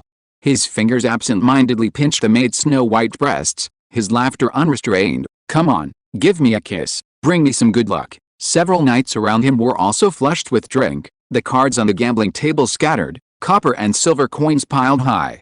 Ha ha, Lord McKinney, your hands are rotten, one knight laughed, throwing down his cards and downing his wine cup in one gulp. Enough nonsense, McKinney cursed, throwing down his wine jug and kicking it to the ground, the strong aroma of wine splashing everywhere, slowly spreading along the stone bricks. No one paid any attention. In any case, the house was overflowing with wine, meat, and women, an inexhaustible supply. The world inside was worlds apart from the world outside. McKinney was actually just a newly appointed, temporary baron. His elder brother had died in the Battle of Snoweagle City, and he had seized the baronial position through his family's connections. Although the war had just begun, McKinney's territory hadn't actually suffered any real attacks from the Snowsworn. On the contrary, its remote location in the mountains and valleys provided a temporary haven for his pleasure. War and famine were merely topics of conversation for him at the gambling table. "Hey, come on, keep going. Bring that bottle of good wine over here too," McKinney laughed loudly, his eyes sweeping arrogantly over the maids on the other side. "Come on, come closer." Amidst the commotion and chaos, the butler, head bowed and back bent, cautiously approached. "Ahem, sir." McKinney, who was drinking with a maid, glanced at him with hazy eyes, his brows furrowing. "What is it? Can't you see I'm having a good time?" Cold sweat beaded on the butler's forehead as he whispered, It's about the granary. I just did an inventory and found, oh, the reserves. The reserves might not be enough for the entire winter, HMPH. So what if they're not enough? Let those slaves starve to death. We'll buy new ones next spring. What does it matter if a few worthless lives die?" The butler's face paled, his eyes darted around, and finally he gritted his teeth and whispered a reminder, "But, not only the slaves, even the baron's granary, is probably insufficient." The room fell silent for a moment after those words were spoken. McKinney slowly turned his head, a chilling glint in his drunkenness. "What did you say?" Chapter 125 Grain Looting.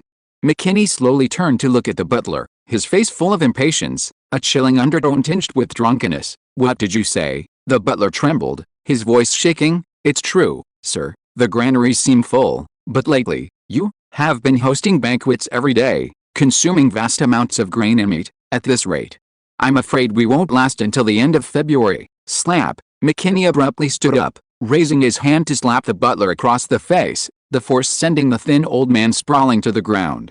"Nonsense! Are you cursing me to starve?" McKinney roared through gritted teeth, his face contorted with rage.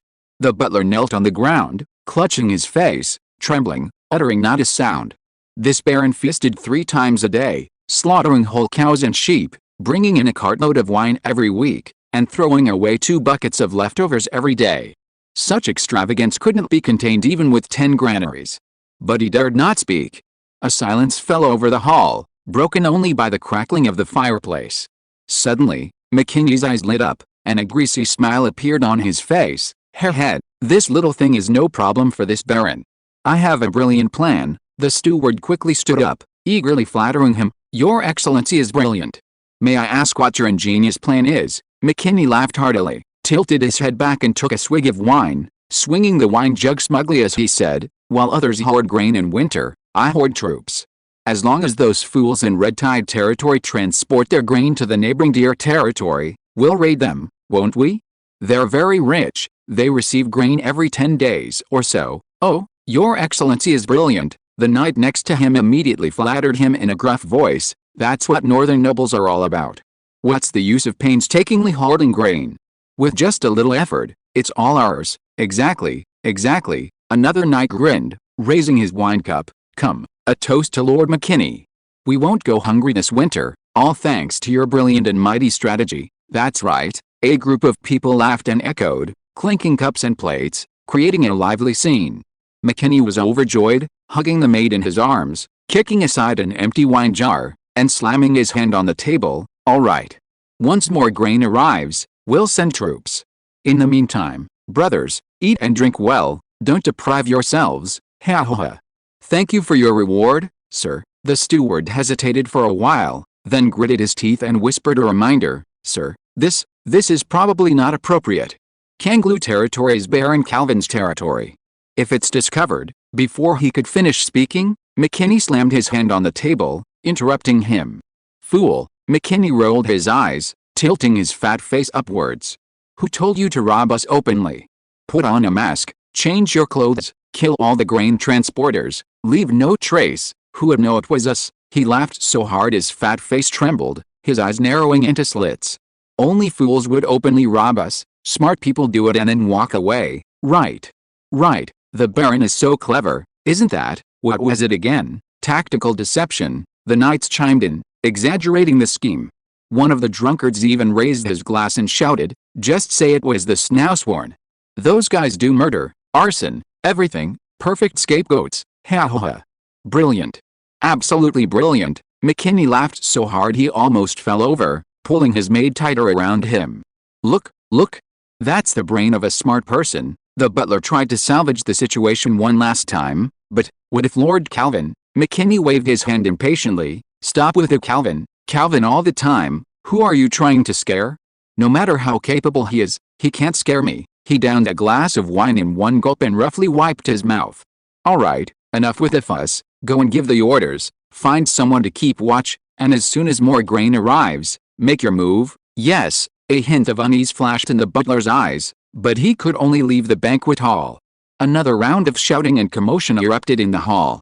The flickering candlelight on the table reflected the rosy, smiling faces, creating a bizarre scene in the deep winter night. The main transport route from Crimson Tide territory to Azure Deer territory passes through a dense forest and then winds its way through a narrow valley. In winter, the deep snow and treacherous terrain make it an ideal ambush site for bandits. Early that morning, Baron McKinney received intelligence that a grain convoy from Crimson Tide territory to Azure Deer territory would be passing through that valley that day. What a great opportunity. He rubbed his hands together, his eyes gleaming as if he were eyeing a piece of meat. I have to see this thrill for myself, so McKinney decided to personally take the lead. Although he had been indulging in debauchery and had recently neglected his cultivation, he had worked hard and had already reached the level of a high-ranking official knight. Almost all the knights who could move within his territory were summoned. However, due to the heavy losses in the previous Snow Eagle City War, not many knights remained. There were only about 10 official knights, 1 elite knight, and over 60 apprentice knights. That was all the knights under his command. For a northern noble, this was few, but dealing with a grain transport convoy? Easy peasy. This isn't war, McKinney laughed heartily. Just a bunch of grain convoys, we'll charge in one go. We'll scare them away. Before setting off, the knights had another hearty drink in their territory, the air thick with the smell of alcohol. Cheers to victory, we'll eat the grain we've plundered tonight, ha ha ha. Snow fell on the mountains and forests, silent and still, except for this group of bandits trudging through the thick snow, lying in ambush in the narrowest part of the valley. They're here, McKinney squatted on the hillside, squinting, his breathing becoming heavier with excitement. From the valley entrance, a grain convoy slowly entered. 20-odd knights led the way, followed by more than 60 soldiers, each with wary eyes, protecting a dozen or so wagons fully loaded with grain. The heavy wheels creaked and groaned as they rolled over the snow. Hell, we're rich, looks like more than I thought. McKinney licked his lips, squinting at the convoy ahead. Behind him, over 70 knights, clad in rough black masks, resembled a pack of bloodthirsty wild dogs, all eager for battle. Listen up, all of you, McKinney lowered his voice, unable to suppress his smug excitement. They only have 20-odd knights on the other side. We outnumber them and our equipment is just as good. One charge, and they'll be routed, ha ha ha. Lord McKinney is brilliant. You've led us to riches. McKinney was extremely pleased with himself, a deep blue aura shimmering around him, making him look like a wild beast about to unleash its power. He raised his longsword, took a deep breath, and growled in a low voice, "Brothers, the time to make our fortune has come. Charge!" The next instant, bursts of aura light exploded on the hillside, and the knights surged down like a deep blue torrent, filled with excitement and killing intent. McKinney charged first, his eyes fixed on the slowly moving grain carts, already planning his entertainment for the evening. Enemy attack! Almost simultaneously, the knights escorting the grain caravan sensed something amiss. A large group of knights charged out from both sides of the valley, clad in heavy cloaks, their faces covered by coarse black cloth masks, revealing only pairs of cold, sharp eyes.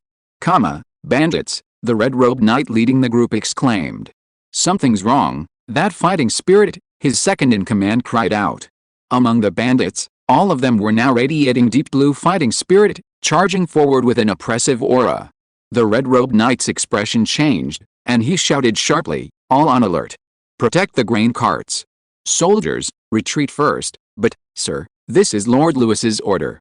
Saving lives is the top priority. Without hesitation, the red-robed knight swung his sword sharply, and a burst of blazing red fighting spirit exploded around him, like a blazing flame, carrying a scorching shockwave forward. Dozens of soldiers immediately obeyed, carrying shields and protecting the grain carts as they quickly retreated towards the valley's exit. Don't let them escape. McKinney saw through the enemy's intentions at a glance and flew into a rage. Charge! Seize all those grain carts! McKinney charged into battle like a warrior, his deep blue battle aura exploding outwards, sword energy tearing through the air with a suffocating pressure. The knights behind him roared and charged forward, their battle auras clashing wildly, and the scene instantly descended into chaos. Stabilize formation. Cross defense, cover the retreat. Knights, follow me. The red battle aura of the Crimson Tide territory spread like flames across the snow. The red-robed knights leading the charge brandished their swords and blocked the advancing enemy. They did not engage rashly but maintained a defensive arc, guiding the enemy to the sides and fiercely protecting the grain cart's retreat route. Although McKinney's side had more men, they were impulsive and reckless after drinking, shouting and fighting each other without any strategy. In an instant, the battle auras of both sides clashed, and the battlefield was filled with the sounds of impact, blasting snow into the air. Die! McKinney roared, his longsword sweeping across the battlefield. Deep blue battle aura surged like a giant wave, forcing back 3 red tide knights. But when he tried to pursue, he found his enemies had already created distance, quickly closing in and securing a perfect defense, even killing several of McKinney's knights. Damn it! McKinney angrily kicked over a fallen corpse. These scum! Several of his knights began to shout, "Sir, they retreated too quickly. We only managed to grab half the rations." "Shut up. Keep grabbing. Load up everything you can carry." In the chaos, several red tide soldiers failed to escape in time. With screams, they were swiftly cut down by the massed enemy knights, their blood leaving glaring red streaks on the snow. Even so, the red tide knights maintained their composure, strictly adhering to their tactics, protecting the majority of their soldiers, and quickly withdrew from the battle. Quickly, protect the grain wagons and retreat in batches. After a series of urgent commands, the grain convoy disappeared into the distant valley entrance, leaving only a few hijacked grain wagons and a lingering smell of blood. Ho-ha! McKinney, panting heavily, stood in front of the stolen grain wagons, a smile on his face that was hard to decipher, a smile that was hard to tell if it was triumph or malice, staring at the grain sacks, his eyes gleaming with greed. HMPH. See that? I got my hands on the stuff, didn't I? He slammed his hand on the grain cart, his voice laced with a venting arrogance. What's that, Calvin kid? No matter how tough he is, he can't stop Baron McKinney from stealing our grain. The surrounding knights burst into laughter, some brandishing their swords and cursing. Haha. Is this all the red tide knights are capable of? They start running away at the first sign of trouble. Exactly. If they hadn't run fast, they would all be dead by now. Ha. Several apprentice knights smugly surrounded the grain cart, drawing their long swords like bandits, and with a few clangs, they loosened the knots binding the sacks. Come on, let's see what good stuff these southerners have brought. One of them squatted down, pulled open the sack, and a familiar smell immediately wafted out. Wow, we've struck it rich. His eyes lit up, and he grabbed a fish, smoked fish. Another knight opened a bag beside him and shouted, "There are dried vegetables here. And fresh vegetables too.